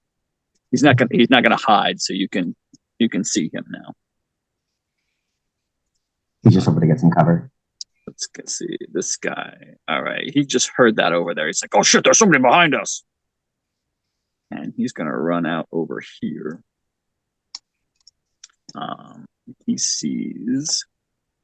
Yeah, Amos is still invisible, so he doesn't see him. So he's gonna shoot. That's also, he's gonna miss twice. I assume. Yeah. I think he'd have to roll an natty to even hit you. All right, next guy. What the hell was that? 10, 15. Oh, shit. There's someone behind us.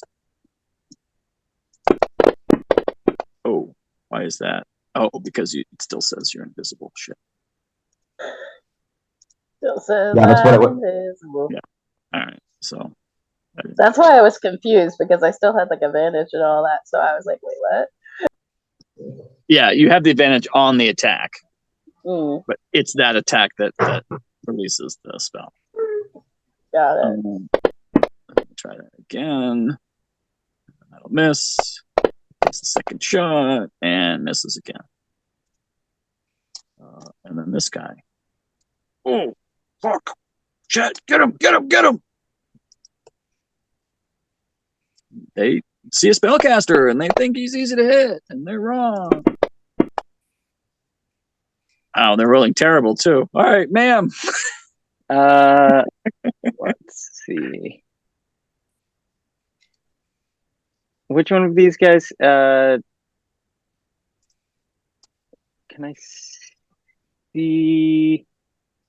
I will say that with the sound of the breaking glass and everybody turning to look, you can see where everybody is. Okay. Then.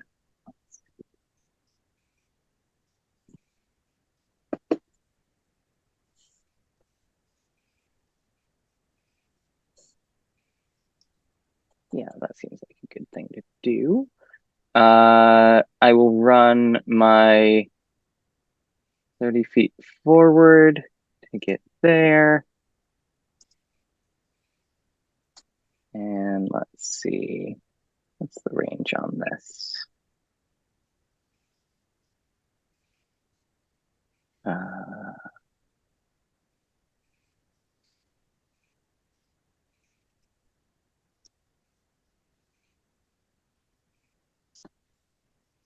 20 feet long range, 60 feet. This guy. I will activate my blade song. All right. As a bonus action. And then that gives me an extra 10 feet of movement. Right. And oh shit, actually, could I have, if I was back here, do I have line of sight to hit this guy, or would I need to be in a different spot for that?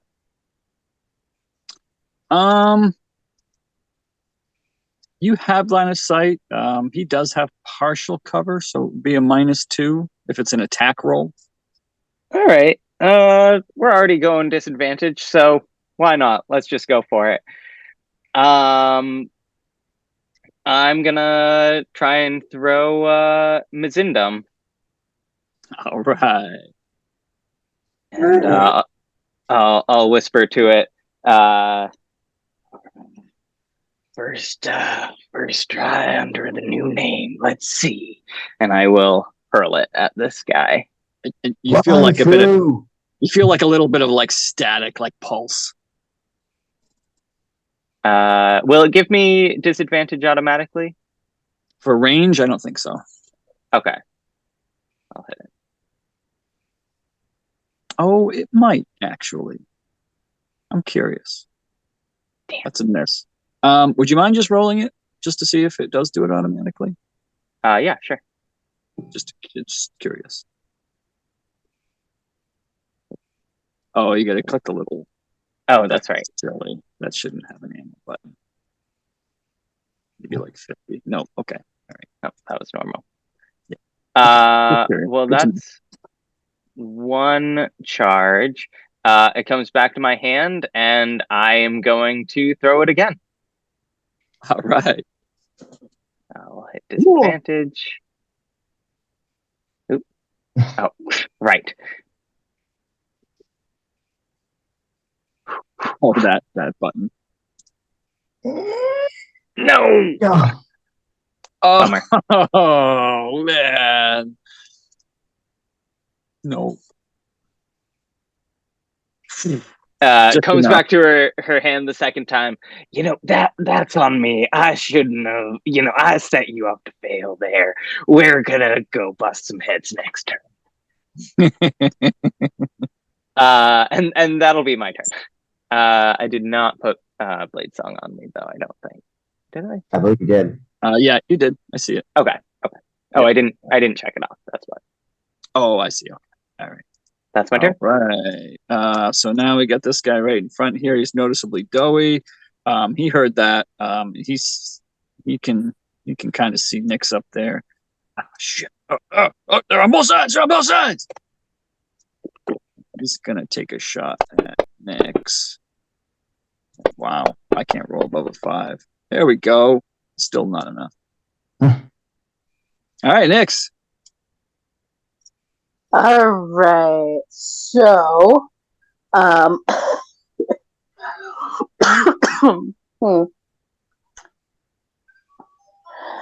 being originally spooked, and then not a single one being able to shoot us. So I'm going to rush the spellcaster. Okay. 10, 15, 20, 25, 30 gets you within range. Perfect. I'm going to use the cat sword and slash. Right. That's a hit. All right. And there's poison. Let's see if poison affects them. Okay. It looks like it. All right. Next attack. Slash. Hit. A little bit of damage. I could roll and still hit. Oh my god. Yeah. No poison that time. All right. No That poison is that time. your He's already That dead. is my That's action. your action.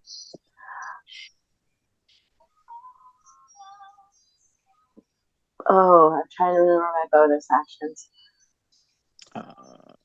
Flurry of blows, stunning strike. Ooh! Alright, flurry of blows. Okay. These have to be the cat claws. Yep. Okay. So, gonna aim to hit, do the damage, slash, and then stunning strike. Okay. I mean, he's looking pretty rough already. Yeah, well, he's a spellcaster. I know a spellcaster. Fail and lock up. Alright, so he fails, locks up, and then I think I have one extra punch in because it's an extra action, so just one fucking, just like sucker punch, just for good measure. So that's it. Okay, alright, well, I should have seen if that would take him out or not, but whatever. Then, whoops. I mean, that's my turn, and I use my bonus action for that, so I can't ready anything. But I'm just gonna go, come on, just so that they notice.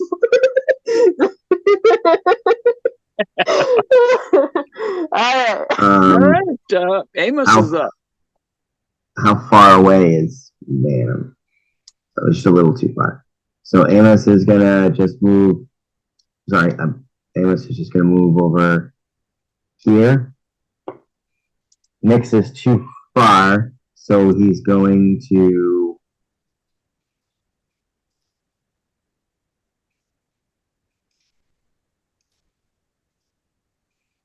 release his first level blast. He can't do that on his action. Oh, that's right. No, he can't. That's right. He can do it on his reaction. When you use your action to tell him to do it. Right. And so, okay, so then he'll position himself and maybe just he'll increase his altitude as much as he can and still have both of us be in range. Please and thank you. All right, 20 feet. All right, this guy's got withered teeth. He's like, oh shit. He just killed our spellcaster. Shoot it! Shoot it! Shoot her! Nice.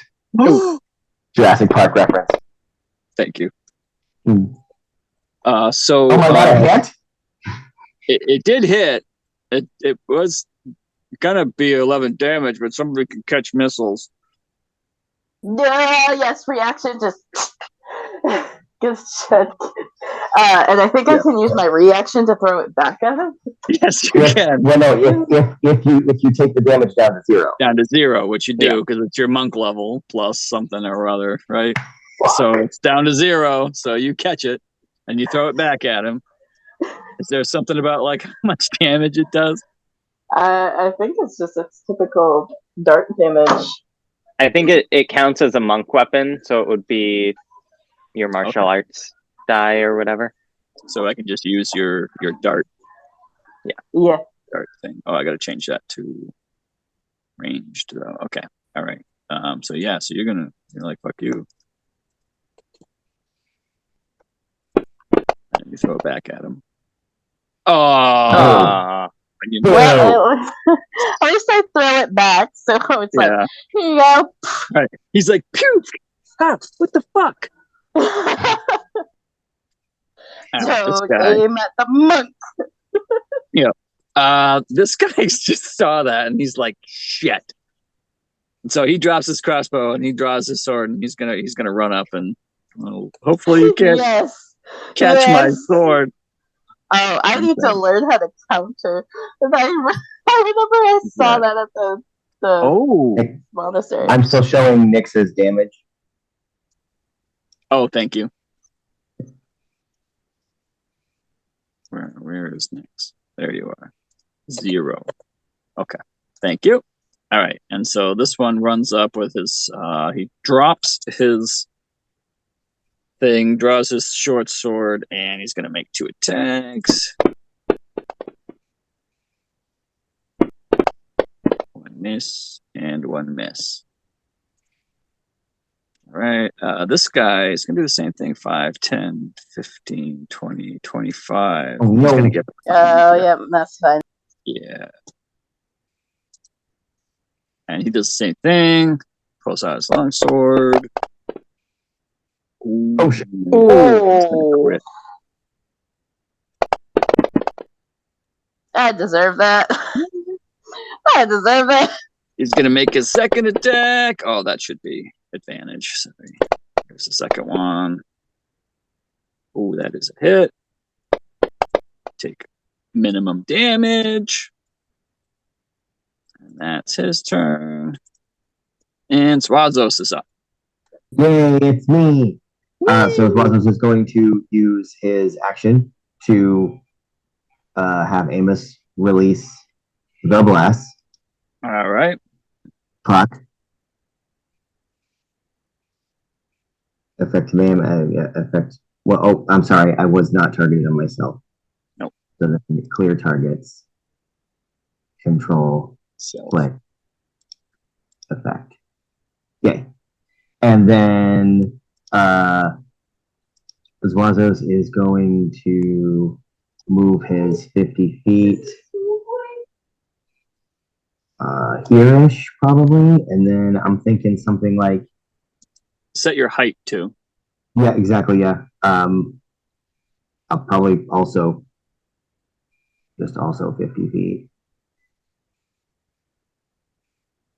And then... You know what we haven't done in a while? Fireball. Shatter. Oh. What haven't you done in a while? So wait, what's the... Fireball's a 20-foot radius. And that's what this is, yes, Nick? Yep. We are on the edge of a forest. That's why I didn't light the Molotov cocktail, but you know. Take that as you will. I mean, if that's his first reaction is to fireball, don't change it just because we And you're going to have to do something because you used your action. Yeah, I'm gonna click it. Okay. And that's what's the? Oh no, it's a 10-foot radius. Sorry, please forgive me. The druids will hate us. I will have to go to the Emerald Enclave and beg for forgiveness. Can I hit all It sounds 4 like of these maybe guys? he's not using fire. Can I hit all 4 of these guys, Nick? Still? I not the way the circle is now. Okay. No, that doesn't catch that guy. You get a very tiny. Yeah, so I'm gonna have to pick. I'll have to pick 3 of them. Yeah, sounds. I think you can only get 3. All right, so we'll do the 3. All right. So very good. So I will clear targets because I'm still targeted on myself. Target. And don't you have to cash in something? Yep. I gotta quicken 2 sorcery points for quickening. And then let's do a 3rd level shatter. Which would be oh no! I'm sorry guys. Okay, what are you doing, Zwazos? Let's go. You were casting a 3rd level shatter. Let's go. Okay, fine. Yes, we're casting a 3rd level shatter. And so that's 3d8 thunder. Well, I cast in concentration saves. All right, fail. You see them all grab their heads. That's 3d8 plus a d8. Extra 4. Okay. Which 3 are these? Okay, what did they just take? 13? Okay, plus 4. 17.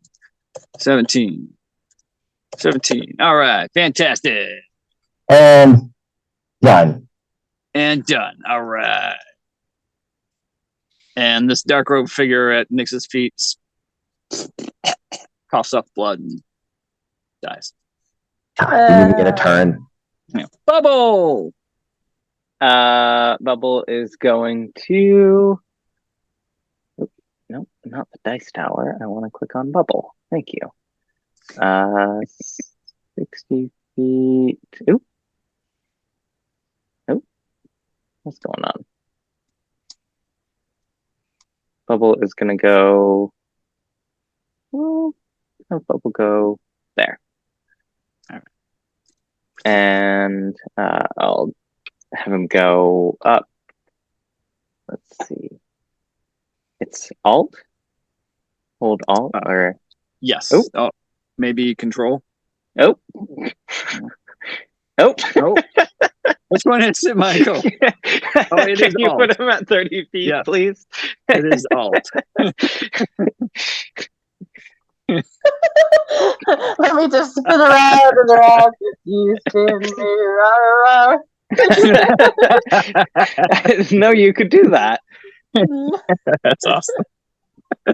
And All right. that'll be Bubbles' turn. Bubbles' turn. All right. Okay. So this guy, he's going to run out here. Oh, shit. And he is going to, he's going to target Ma'am and take a couple of crossbow shots here. Oh, that was close. I assume that was the miss. Oh. Shield? Shield. I'm at All right. 19 plus 5, 24. Yeah. 24. Yep. Okay. All right. So that will not hit. There is shield. There we go. Shield. That's his turn. This guy is going to go out here. No, he's not. You know what? He can see Nyx from here. He's going to take a shot at Nyx. Pew. Pew. Oh, we got a hit. Oh, what a dumbass. I already used my reaction. All right, so that's going to become 0. Oh, wait, no, you already used your reaction. Yeah, that's what I said. I said I already used my sorry. reaction. Yeah, I didn't hear so. you. All No, right, that's so fine. that you're gonna have to take that whole Whole 2 damage. 2 damage. Oh my god. I feel like it's just A like whole whopping. it like pierces my ears.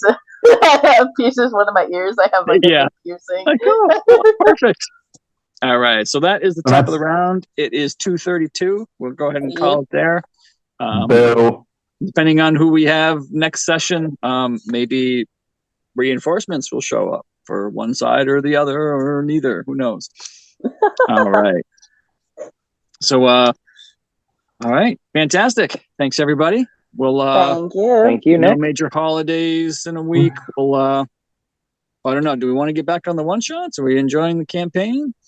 I mean, I want to, anytime we can play folk band without like leaving people out of important story stuff, I want to play folk band. Yeah. Yeah, I pretty much agree with that. All right, fantastic. Well, we know Chris doesn't like playing one shots, so that sounds like it's pretty close to unanimous.